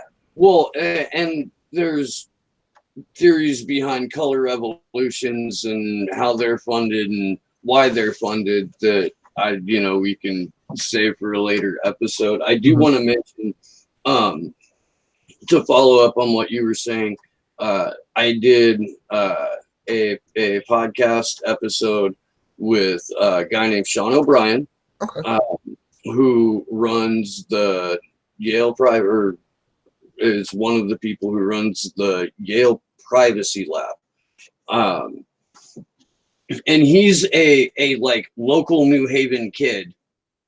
And and what he does is he teaches people how to better encrypt their shit. Yeah. And he holds workshops separate from the privacy lab, specifically for activists. Okay. And you can, like, last night I was talking to people about like encryption and if they use Proton Mail or Signal or Wired or any of these other things. And like, I'd say about 20% of the people my age, which I'm like late 20s at this point, were using those things. But no one in the older generation was. And they were just like, oh, no, I'm not on Twitter. They can't spy on me. But they can. Like, WikiLeaks Vault 7 literally proved that they can pull up or click on the microphone in your phone and just record what the fuck you're talking about. And it's even gotten so bad now that that's a form of marketing, is like unauthorized audio surveillance, to where my coworker had a baby and one of my other coworkers had a baby. And I never talked about babies. I never texted about babies. I never Googled babies. But now on YouTube, when I go on there, I'm getting ads for baby products because people around me talked about those things. Yeah, no, I see that shit all the time. And people are like, regular people are starting to notice too. And when I say regular people, I mean people who regularly consume fucking state-run media marketed as a couple of different channels. There's a book by Shoshana Zuboff called The Age of Surveillance Capitalism. And I recommend it to everybody. I recommend it to people that I run into at the grocery store. Like, I'm not, kidding when I say everybody. I'm seriously trying to get people to read this goddamn nonfiction horror story. Because I think that one of the things that Sean kept saying when I had him on the show was that you don't have to just hear what I have to say and be depressed about it. Like there's actually things that you can do in your life to make yourself more secure. And I need to get a Proton account. By the way, if I can. You can get one for free. Like they have a free subscription that gives you one email or one email address, and I think you'll ever use more than 150 emails a day unless you sign up for a bunch of spam. Right. And then, like, I don't want to sound like I'm fucking like pitching Proton Mail, but there's also ways that you can do it, that you can send email addresses from other account or from different emails. So, like, for example, my Proton Mail is action for Assange at protonmail.com, but I have the ability to create alternative emails to contact people with. And it doesn't get, and when that leaves that space, so when I send that email and it goes to someone that uses Google, it's showing that it's coming from this separate Proton Mail account from mine. When they reply, it comes back to me, hits the Proton Mail servers, gets re-encrypted, and then inside of that process, which I have no fucking idea how that works, it gets reassigned back to me. So it allows me to communicate with people in a way that essentially protects anonymity and allows us to almost keep them on their toes. So they have to have on-device surveillance to keep track of us, because there's a lot of people doing a lot of important things in the world right now. like Chelsea Manning, Julian Assange, their lawyers, the other people fighting for free speech, people like Ola Binney and stuff like that. And there's a limited number of intelligence people. Like there's a limited number of people in the intelligence community with the ability to analyze mass collected information. And Right. then there's an even smaller amount of people inside of that group that have the ability to monitor unmasked surveillance collection, which is directly targeting devices.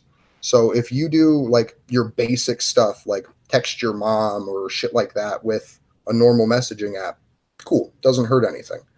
But when you're organizing for activism, that has to be encrypted because that makes them like me. I'm literally a nobody. Like I'm a dude from Ohio that makes $15 an hour. Like all I can do is talk and try to fucking inspire people and hang some posters.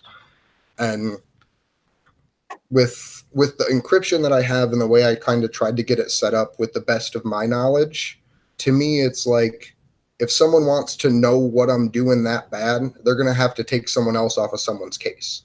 So the more people that use that encryption and use encryption in general for their political, even conversations, it makes them work that much harder to know what you're doing to where they can't. It's kind of like Fight Club in a way, like to reference it to a piece of cinema that some people don't know or some people may know. And it's that whole don't talk about Fight Club. And instead of it being don't talk about Fight Club, it should be don't talk about Fight Club unless you're using encryption. Because you can't, like, to shout out a book too, Cypherpunk by Julian Assange. The core theme of that book is twofold. Well, there's more than one, but the two big ones that I took away are no amount of force can solve a math problem. So you can't punch your way through an algebra test. And the way that and what that means goes to the second point of it's easier to encrypt than decrypt. It's easier to write a software that hides what you're doing than it is to write a software that can find out what you're hiding. So that's what makes it so important and necessary to have like secured levels of communication and shit like that. Is it literally makes the intelligence community work harder to know what individual activists are doing, which pulls people off of looking at those other people that are actually doing the big heavy work and the heavy lifting. Like if let's say 10% of all activists take all their communications relative to activism to encryption, I guarantee you we would be more effective. Like if the only things we allowed to be unencrypted are the things that we're okay with intelligence communities reading, then we would be doing so much better. Like there's the picture of Gina Haspel like pointing at all the tortured dudes' dicks. I don't know if everybody saw that or not. But like I send it cynically to my friends through Facebook and through unencrypted messaging just to remind people like, hey, this is your intelligence community. Just so if someone's looking and scraping my actual unencrypted information, they're going to see me talking shit about Gina Haspel and the CIA and all that stuff to make them more interested in spending the time and the money and the human resource to look at my other encryption or to try to break through that other encryption to see the cat memes that I'm sending that are encrypted. Like, so it's, if a lot of people started encrypting more, even just a little bit more, it would be phenomenal to see how our activism would actually change and be able to grow in a way that's not easily able to be responded to by the propaganda machine. Because they're able to get ahead of what we're trying to do. But in encryption, they have to respond from behind, which gives us this I believe is something that like we should be putting in print magazines and leaving places. You know, like what do you mean? I mean, because I think that like people are gonna have to digest this in multiple ways, I guess. You know, and I think that activism, along with, as you're saying, more people using your encryption, more people making the resources become extended. I think low tech has to go along with that too. I think what you're doing in terms of flyering, hanging banners, I think that's fucking awesome, and I think more of that needs to happen. I think the old school zines can be a part of that. I think like pirate press type shit, you know. I mean, because the thing we have to recognize too is it's our current level of technology that allows them to be this corrupt, to where the only things we get as civilians are things that the military developed 20 years ago, perfected, and then rolled out through a shell corporation called Apple or Samsung. So it's having like the wherewithal for us to say, like, yes, technology is important. There's certain aspects of it that are extremely dangerous, but we need to organize like French socialists during the revolution. Like we need Paul Revere's that literally run through the streets yelling, "ICE is coming, ICE is coming, ICE is coming," because that's the way you spread the message uncensored, and that's the portion of it that we lost, and that like we're slowly trying to refine, like not refine, but rediscover. And I think the anti-ICE movement is probably the best and most efficient avenue currently to get people organized and moving in the streets. Like, I support Julian. I know there's a ton of other people that also do this, but at the same time, for like the laymen and the people being directly affected in the community, they're going to care more about that specific issue. So, like here in Chicago yesterday, there was a big protest, an anti-ICE protest, because they're coming into town tomorrow. And like everyone was there. Like there was dads and moms and kids and single people and teenage couples. And it was literally a community event based on saying no ICE here. And it's creating things like that and finding things like that people are already going to. Sorry, my camera's fucking going crazy. I'm trying to find a good angle. Oh, you're good. Like it's like I don't know. I lost my train of thought, but being able to. Okay, so I'll pick up a little bit. Even here in Boulder Creek, which is not a large town, and it has been slowly gentrified and co-opted by these neoliberals who think that, you know, Pete Buttigieg is a solid guy or Elizabeth Warren is a straight talker and shit like that. Even here, like like a dozen to 20 people showed up with their fucking candles out, you know, for the Lights for Liberty for the detention camps. And I know that like Santa Cruz is fucking Santa Cruz. I'm sure a bunch of people turned out for that. They had a big old pussy hat march. They had like that's what Santa Cruz is now. There's and my fucking argument for that always fucking falls back on there's very little real punk rock left in the fucking United States of America. And fucking punk rock was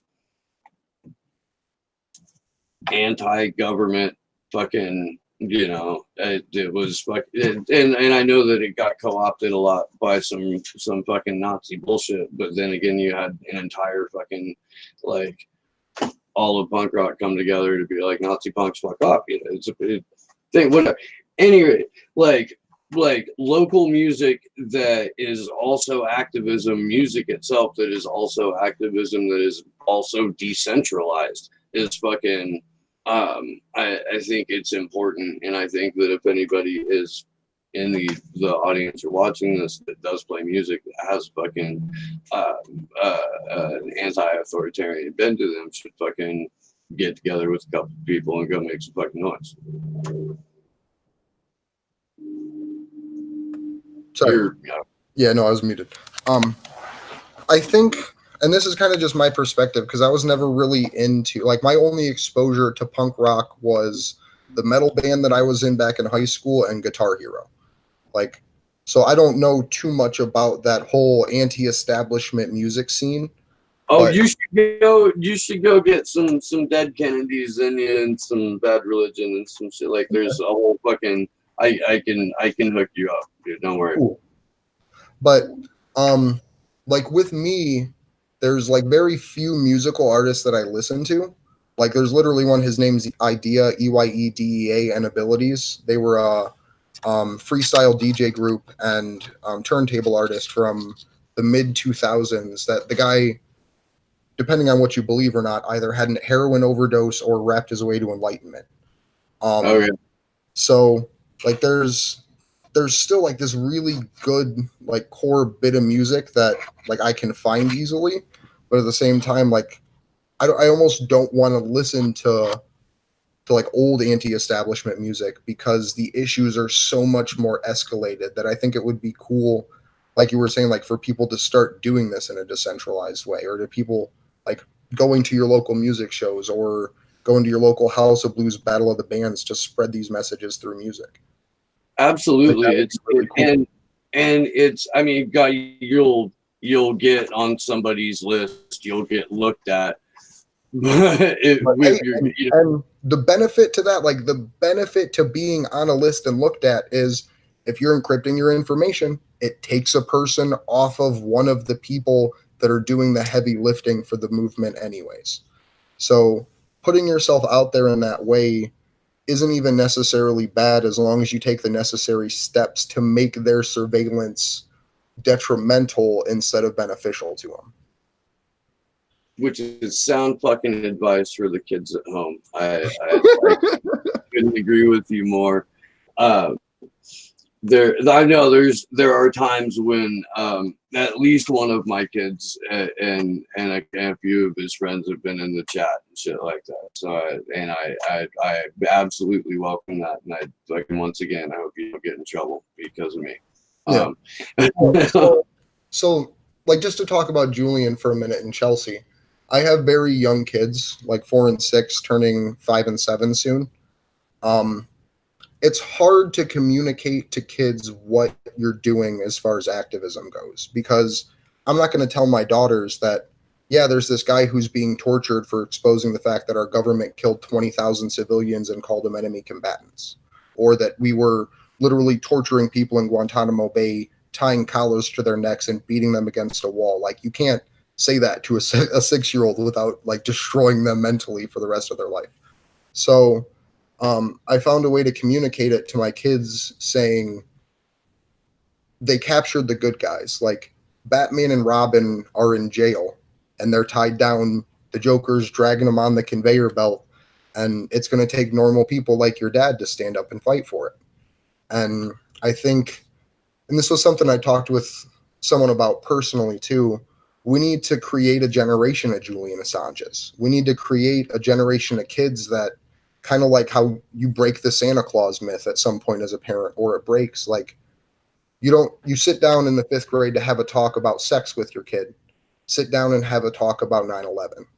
Sit down and have a talk about all of these things that have happened, and take them to like rallies and take them to places to actually see and experience like people fighting for this change. Because like right now my ex-wife is texting me saying like, hey, the kids want to know when you're going to be home, but like I missed soccer for the first time in probably 2 years this weekend, and it was because I'm more willing to show them, hey, you can make a difference in this world, than sit on my couch and tell them you can make a difference in this world. Like this, like I'm financially ruined for the next like 2 months because I came to Chicago to do this. oh But yeah, no, I get it, dude. I'm in the same boat. Like Yeah. if I get to go somewhere or I can go somewhere for an action, that's what I get for Mhm. like a solid quarter of the year. Right. If and months. it's using that in select and measured doses as an individual, and making a network of other people that can do something like that in a select and measured dose. Like I don't want to say the city or anything because I don't want to put that out there, but there's other people now, after seeing what I've done here, that are talking about doing the same thing at other Jimmy Dore events. Oh yeah, and they should absolutely. And then it kind of grows. Like it would be like Ron Placone, I've kind of talked to him about it like through DM and through super chat and seeing how he responds and asking these questions. But like I never realized how important political comedy was until last night. Okay. To bring all of these people together, because we're all asking the same questions. Like, I'm not a burner anymore. Like, I have the action figure from 2016. I have the shirts. I have the bumper sticker. Like, my driver's license is me wearing the shirt I bought at the DNC protest 2 hours before we marched the coffin of democracy to the gates. Right. But it's being able to not be attached to people and being attached to your principles. Because at the end of the day, the people at the top got there from playing the game of power. Like, whether you like Bernie Sanders or Tulsi Gabbard or anyone in that level, in that unlevel, in that high level playing field, if we just accept and make excuses for them, we're going to have something no different than Obama next time around, if someone like that can even win. Because okay, so my theory is that Kamala Harris has been the pre-selected nominee for a number of years now, and that all this attention on Warren is to guarantee that she comes in third place. Because I don't Joe Biden's a fucking anachronism. He's done. Kamala Harris was allowed to attack him openly on stage in a debate. Like, so sure, I want to inject one question, not for you, but just for the audience to ask themselves. Why hasn't Bernie Sanders shared Joe Biden's speech from when he called kids super predators about the crime bill? Like, why hasn't he shared that? Well, because he signed a fucking pledge, right? And that's the same thing he did last time.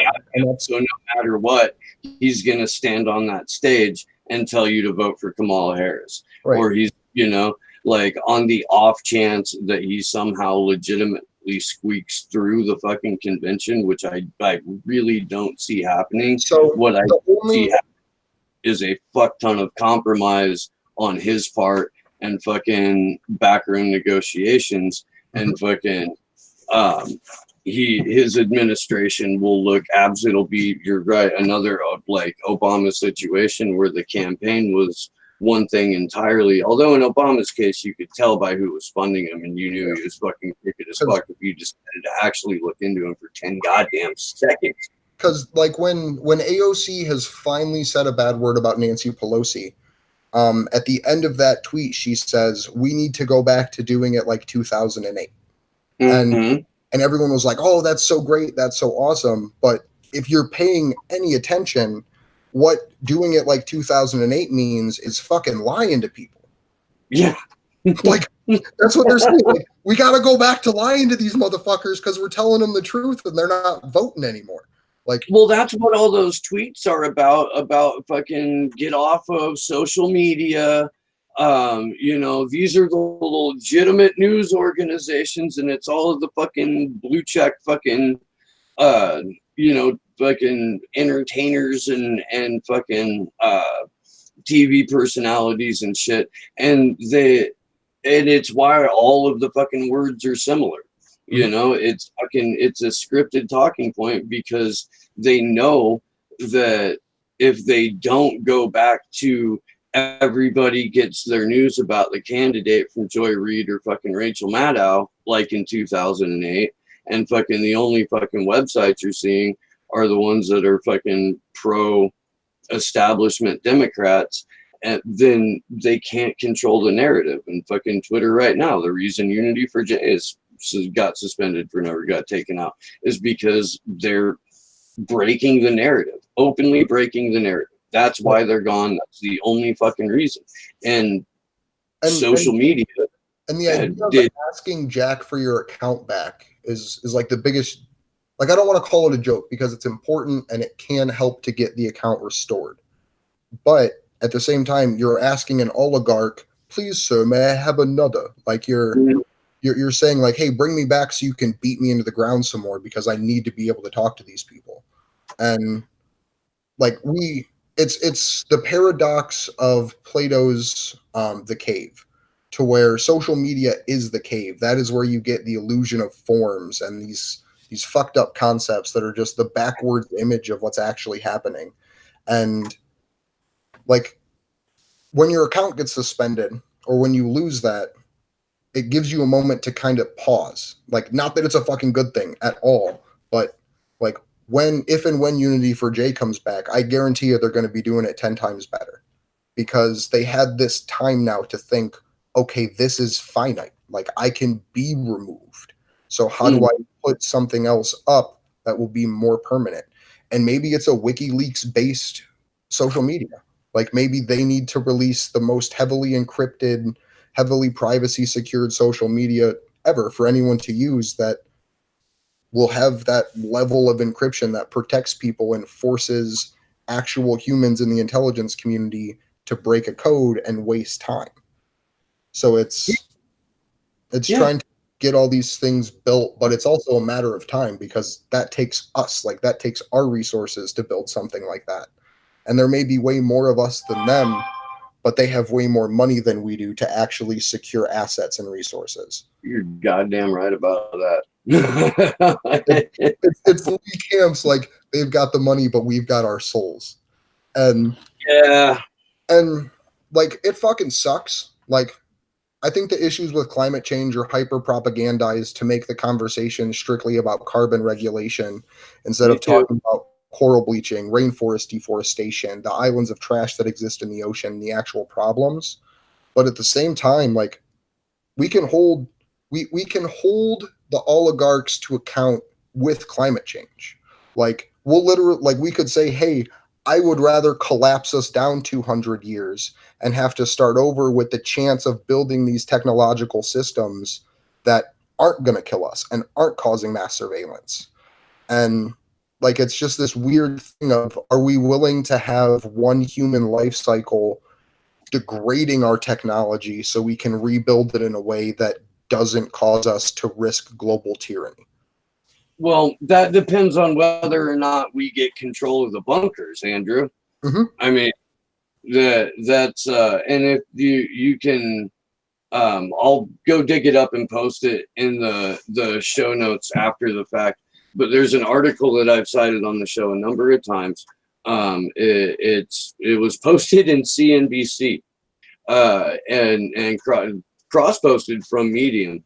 But it's the author was a tech guy who went to a billionaires conference to speak on security, and it was him in a room with 5 guys who were asking him questions like, how do we best secure or what's the best way to restrain our security forces from turning on us? Do we put shock collars on them? Do we go back to like company store time? Do we just keep them, like how do we could best do this in a post-apocalyptic situation? That they would refer to like an event or whatever, because they know my take on climate change is marketed. It is any data that comes out that doesn't incorporate geoengineering is incomplete data, and even the Green New Deal as proposed by AOC is a 100% end user fucking based punishment scam that doesn't address fucking any of the main sources of pollution or toxicity that goes into our fucking air, groundwater, or ocean.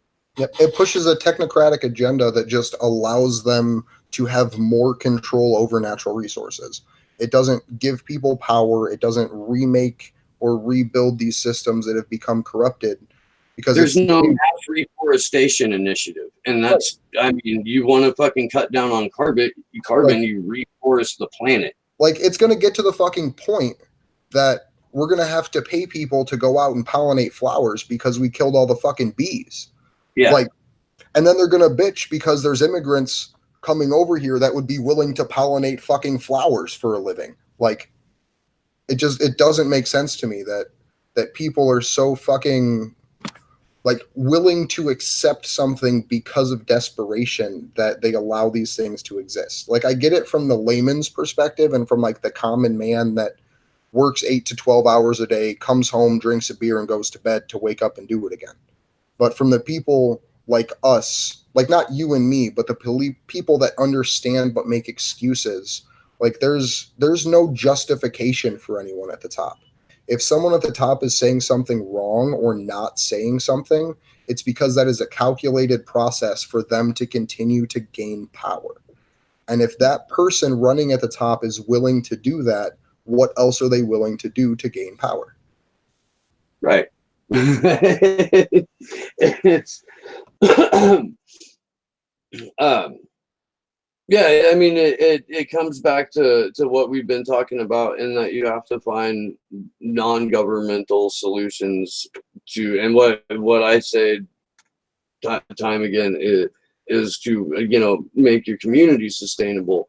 And you can have as big a community as you feel like you can make sustainable with what resources you have and what you can put into it. And as your community grows, you can realize that no, we actually don't need a handful of corporations and a fucking puppet government telling us what to do and how to do it. We seem to have been able to figure that out as a community.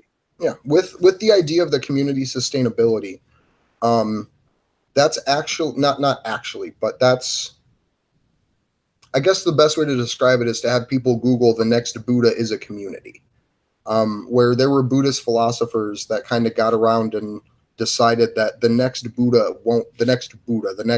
person enlightened to act towards the common good of mankind won't be Was this before or after, real quick, was this before or after the Dalai Lama said, maybe I'm just going to break the whole Dalai Lama? Well, the Dalai Lama is not a Buddha. The Dalai Lama is a pope.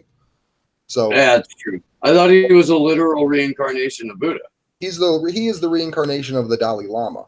The Buddha is a title that's the reincarnation. Oh, that's right. At least from my yeah.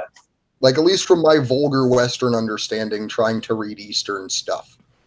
But it's the idea that the next Buddha won't be a person. It'll be a community focused on sustainable living and the betterment of each other. To where it will be a city that designs a model that shows everyone you can have collective power and food and take care of the environment all at the same time. Is that what the whole Venus Project thing is about? I think that... Maybe, but I think that was more like a technocratic, like, hey, let's try to find a way to monopolize resources sort of thing.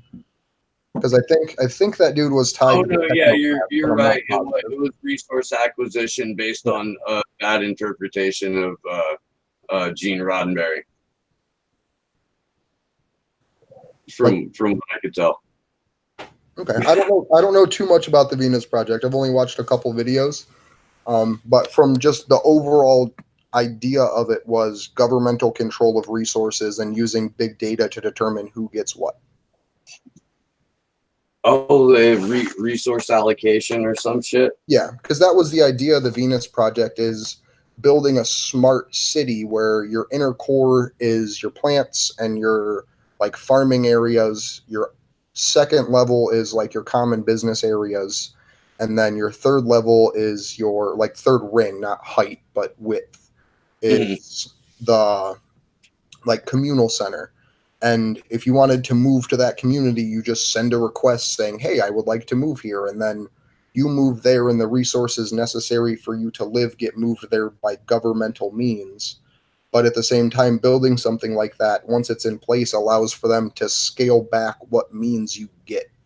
So right. That was my big argument with the Venus Project, is not that it's inherently good or bad because it's a good idea, but it's who's going to be in power to say these people get what resources. Because if we still have a flawed democratic process, they could say, well, these white people are going to get more resources, but this Hispanic people, they're not. Right. So it's basically don't do it through government and do it through your city, your whatever you create in place of your city council.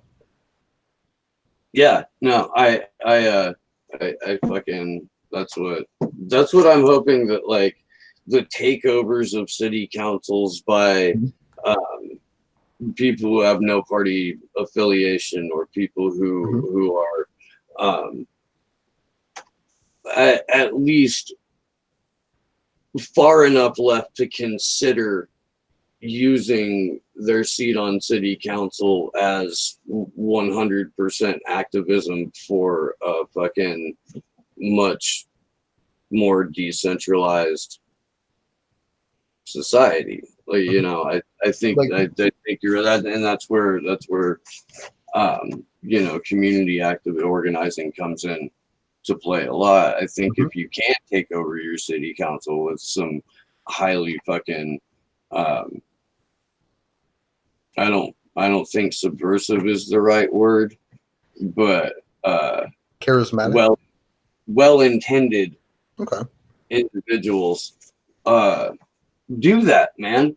Fucking find some people that have that little spark about them, might be able to get themselves on a ballot and get in people's memory for longer than 6 seconds. Yeah, like the thing that I try to express to people, as flawed as the American process is and as flawed as its founding was, for the ideas that they had at the time, our Constitution, when it was written, was one of the furthest left documents of its time. Like, we had issues. Like, we had fucking slavery. We committed genocide. We only gave white men who owned property the right to vote.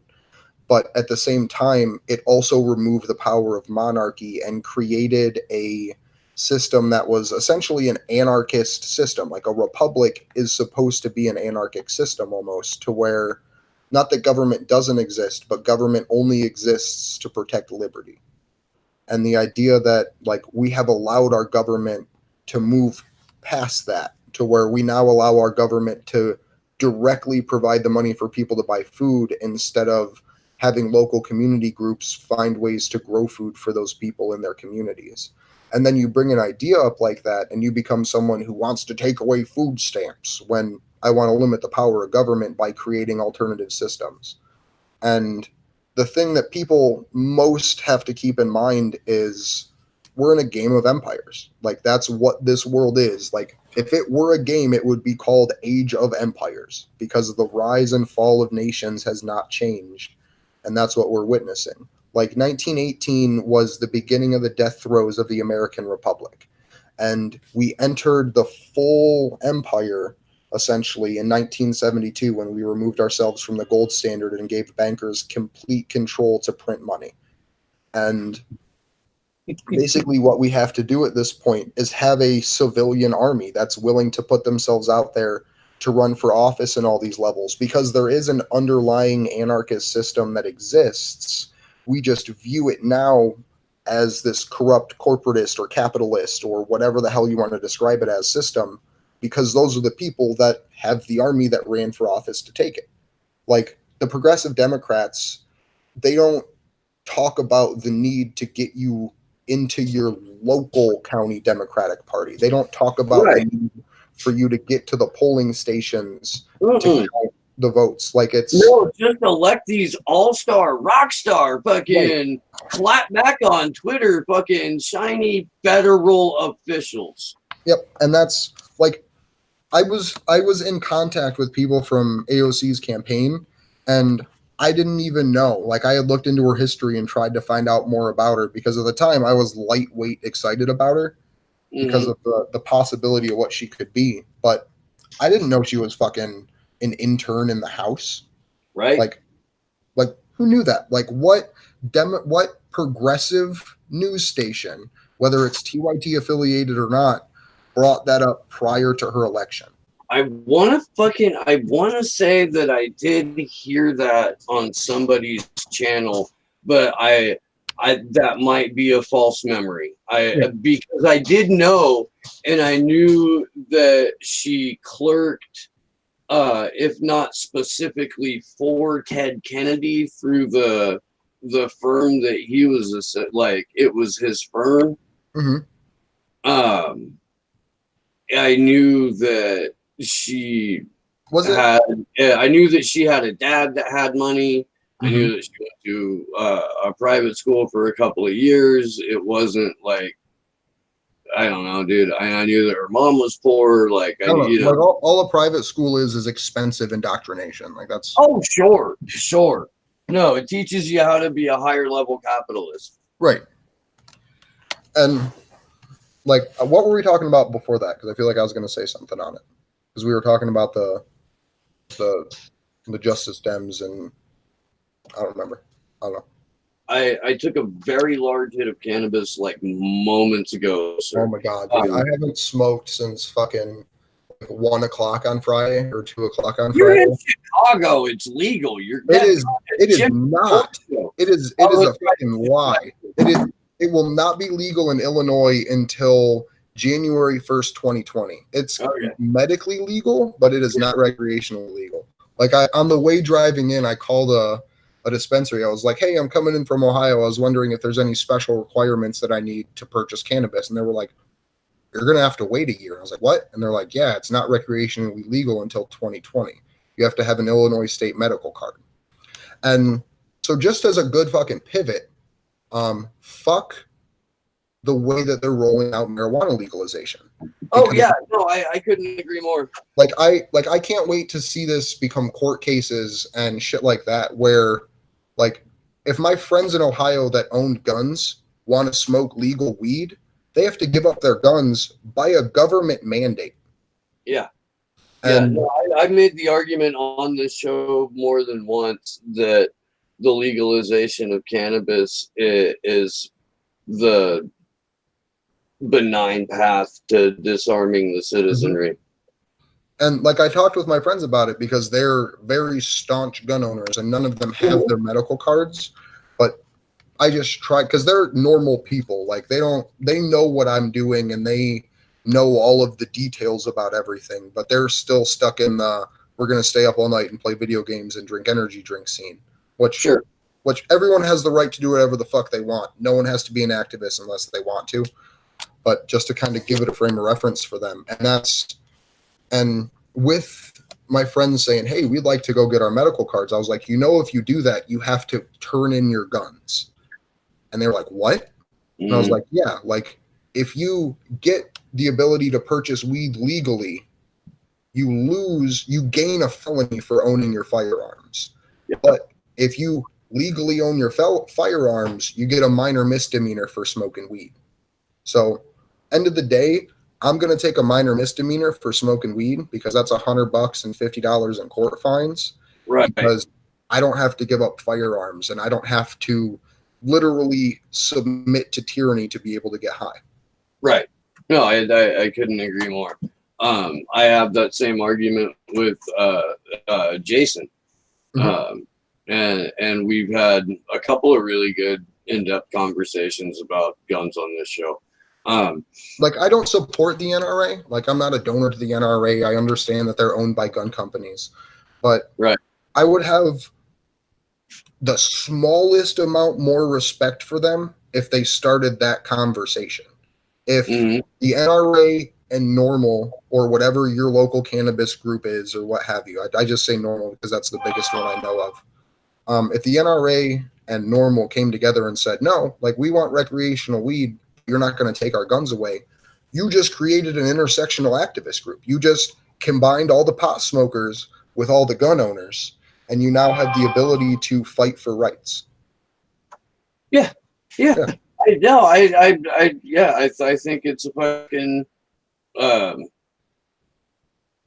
think it's a solid approach. I do. California fucked up selling weed on purpose, but like, California really fucked up. How so? Well, the law that they passed that legalized recreational cannabis was passed 100% for corporate cannabis to just move in and have wholesale access to the industry.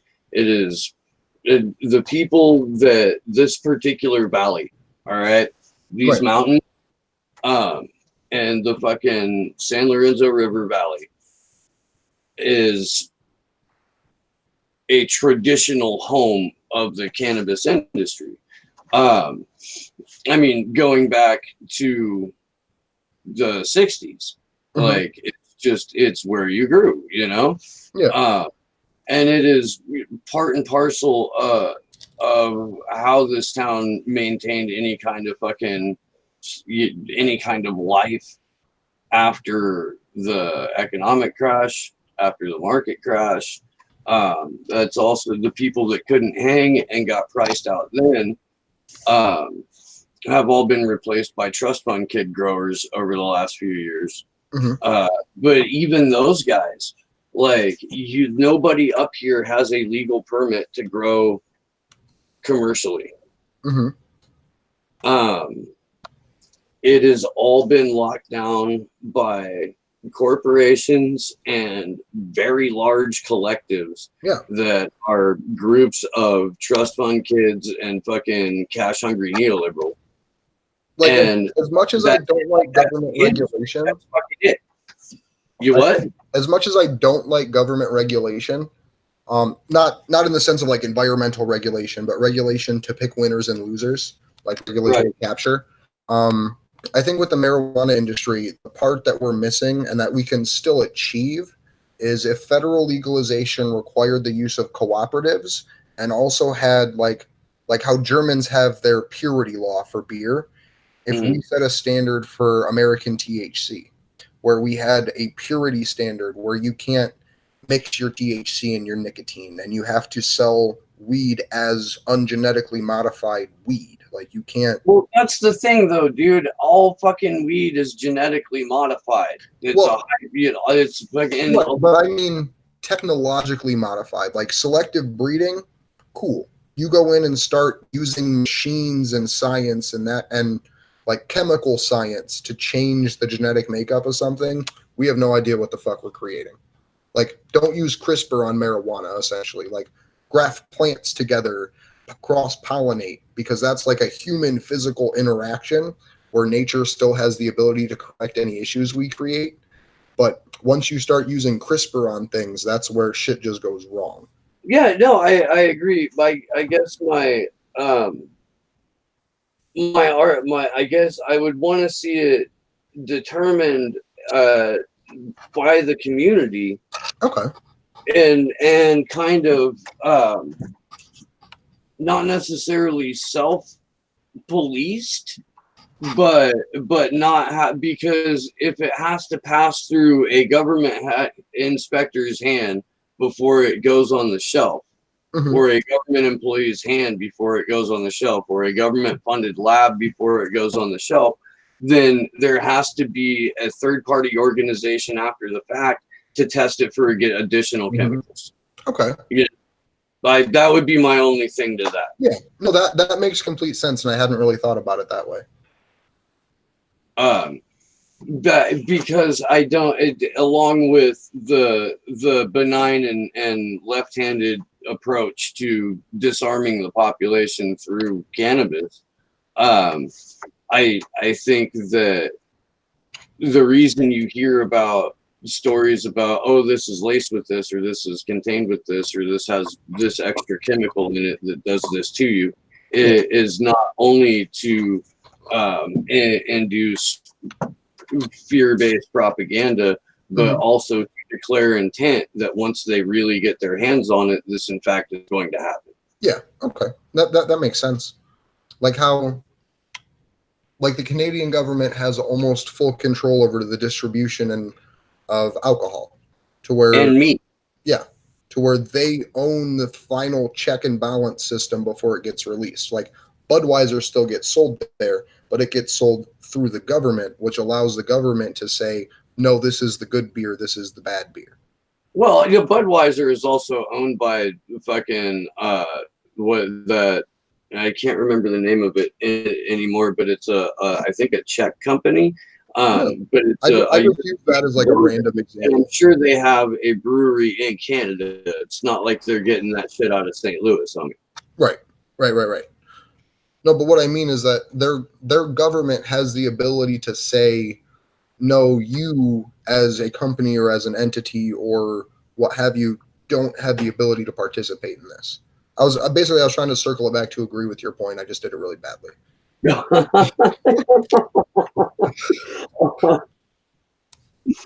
Jeebus, that's funny. Yeah.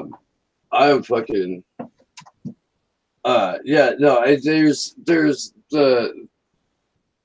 the economic crunch that the state of California put on people to meet their standards to be able to sell here.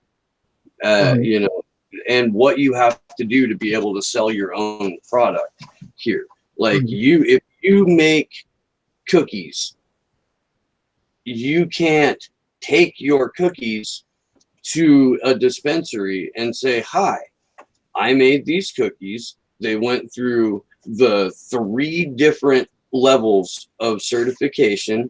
I had them, I paid all of the money to do it through these different organizations. Mhm. I've greased every single palm. I have all the paperwork.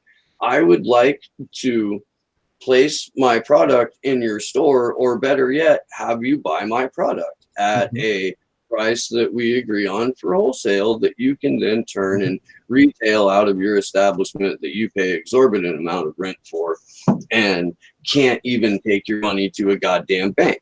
Yeah.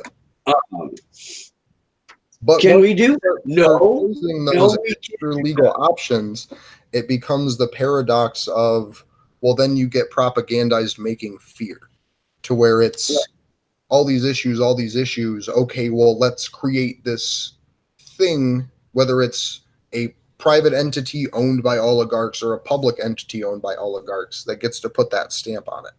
So I think Right. like that's But why I here's the think thing. anarcho-capitalism and anarcho-communism or socialism are so important, is because they act as a countervailing balance to each other, to where it gives people the power. Like Lee Camp talked about the corporate death penalty, to where Mhm. why can't a city sold talcum powder by Johnson and Johnson that contained asbestos in it or whatever the fuck it was? Why can't that city council pass a measure that says no Johnson and Johnson products can be sold in our community henceforth? Right. No, I agree. Like Humboldt has successfully, or Arcata in Mhm. Humboldt County has successfully kept out corporations for years. Their city council determined that. Like, no, we're Okay. not going to have. There are cities, little pockets that have said no, we're not going to have these. Boulder Creek right here, man. Um, we have an independently owned and operated gas station that does get their gas from a fucking, giant fucking war profiteer. We have an independently owned and operated pizza place. We have an independently owned and operated all of our restaurants except for the one Foster Freeze that is a chain, but it's a fairly local Yeah, I've never even chain. heard of them. And then we've got one hardware store that is a family that owns the Ace franchise there. So it's Ace Okay. Hardware, the corporation, and that's it. Yeah. And I think like that's kind of cool though, that there's even that much like locally owned and operated stuff in a small town. And I We would have 2 say, coffee shops. yeah, like the next challenge for that would be, okay, well, who's going to grow the coffee beans in the city for that coffee shop? Yeah, Yeah. yeah, And who's going to produce the tools that are sold at that hardware store in that city? Like it's yeah. because that's the way, not that it's like we got to go back to the good old days, but like that's the way you limit corruption, and that's the way you take money out of the hands of oligarchs, and that's the way you seize the means of production is The farm and feed in the next town down, well, there's 2 towns. There's Brookdale, which has one of the most haunted buildings in America, the Brookdale Lodge, and then Ben Lomond, the mountain feed, farm and feed there, Mhm. has a like, and they work towards more every year, but a lot of locally grown things, locally made things. They try and they have an entire section that is homesteading and like house shit.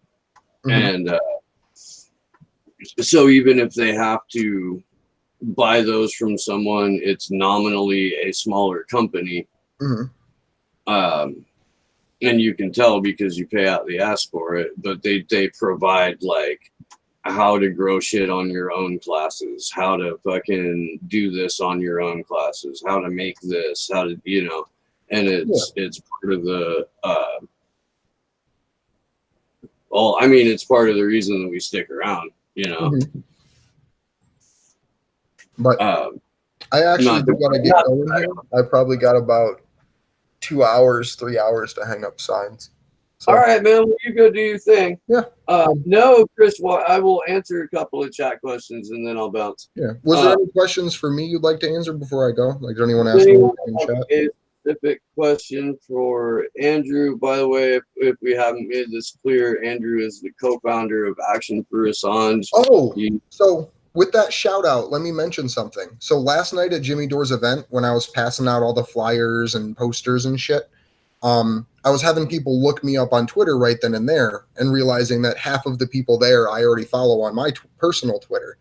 We are so shadow banned that the only way to find us is to search at @action_score Assange, and it doesn't give you a preview. It doesn't give you anything. The only thing it says is go to, and you have to hit that to get in there.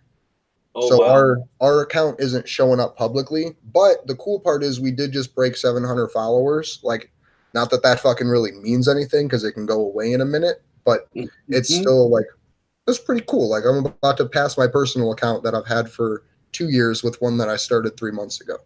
Oh yeah, dude. No, that's awesome. And yeah, Action for Assange has picked up the online vigils in support of Julian Assange, which are going to be Wednesdays at 10 p.m. Eastern, 7 Pacific. Can I ask you one specific favor? And it's something I have to work on really good too. Whenever we say the words Julian Assange, I think it should be Julian Assange and Chelsea Manning. Okay. Because those struggles are so interlinked that we can't let one of them be superseded by the other as far as importance, because they are pitted together in the same legal fight. Where Chelsea is being prosecuted to get her to perjure herself so they can take the espionage charges against Julian and succeed with them. So I need to get better at it too. But whenever we talk about that struggle in like an ambiguous way, I think really mentioning Chelsea and Julian would be something that would be really cool to get into. I agree. I do, and I will do my damnedest to make sure. And sorry, my shit's ringing. Hold on. God, dude, I get it. Okay. I got it. It's the beauty of live broadcasting, man. It's fucking entirely unscripted format. But cool. Yeah, I don't anything specific in the chat directed your way right now, man. If you got to bounce, I know you got stuff you got to handle. I thank you very much for hanging out for this today. I'm glad you and Jason got to you know, have some time together. And we'll do that again with Jay. So yeah, man, have a blast doing your thing. Go hang as much as you can, and have a great time at the show tonight. Yeah, awesome. Andrew Smith, Action for Assange. You have to look it up directly on Twitter. Yep, @4 Assange, or the easiest way, just go to @4Assange.com. Cool, man. All right. Thanks for having me on, Steve. For sure. Thank you one more time. All right. Bye. Cheers.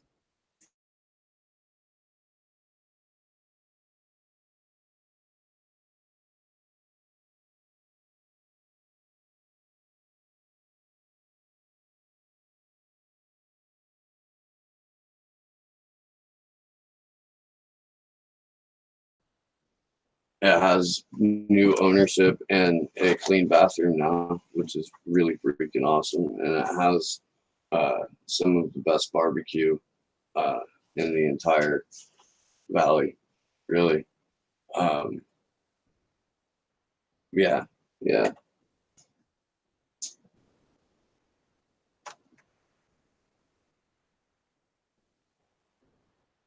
Dennis Nunez is the person for shadow banning. Oh, that's right. They did. Yeah.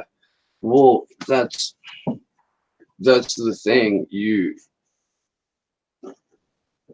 If you think for a second that there aren't people whose job it is or marching order it is to go out and discredit something by the simple fact of acknowledging that it exists or supporting it or agreeing with it, and then pointing to one group of individuals as the baddies and the other group of individuals as the victims, and they're both groups that get paid by the same oligarchs, you're going to muddy the message.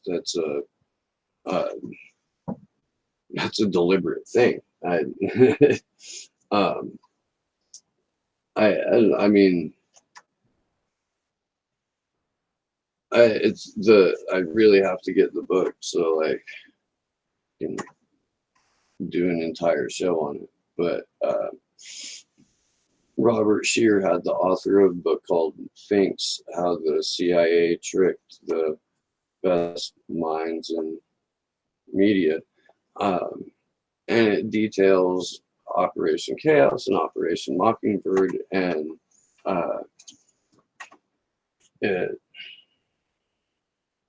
I mean, we're in a spot where, thanks to the 2012 reauthorization of the NDAA, we've got 100% codified legal propaganda in our media. That's when you started seeing all these experts come on who were former national security, chief or advisor or fucking CIA higher ups, and to come out and promote a doctrine of never-ending war, fucking disaster capitalism. That it's yeah, I mean that's it's on purpose, man. I'm gonna go ahead and bounce. Thanks everyone for hanging out. I'd like to thank my my friend Jason Carney and Andrew Smith for joining me on the stream. Go check out Jay's Facebook page, People of the 99%, and find Andrew at action_4 Assange. I'm Steve Poikinen. This has been Slow News Day. Good luck to us all.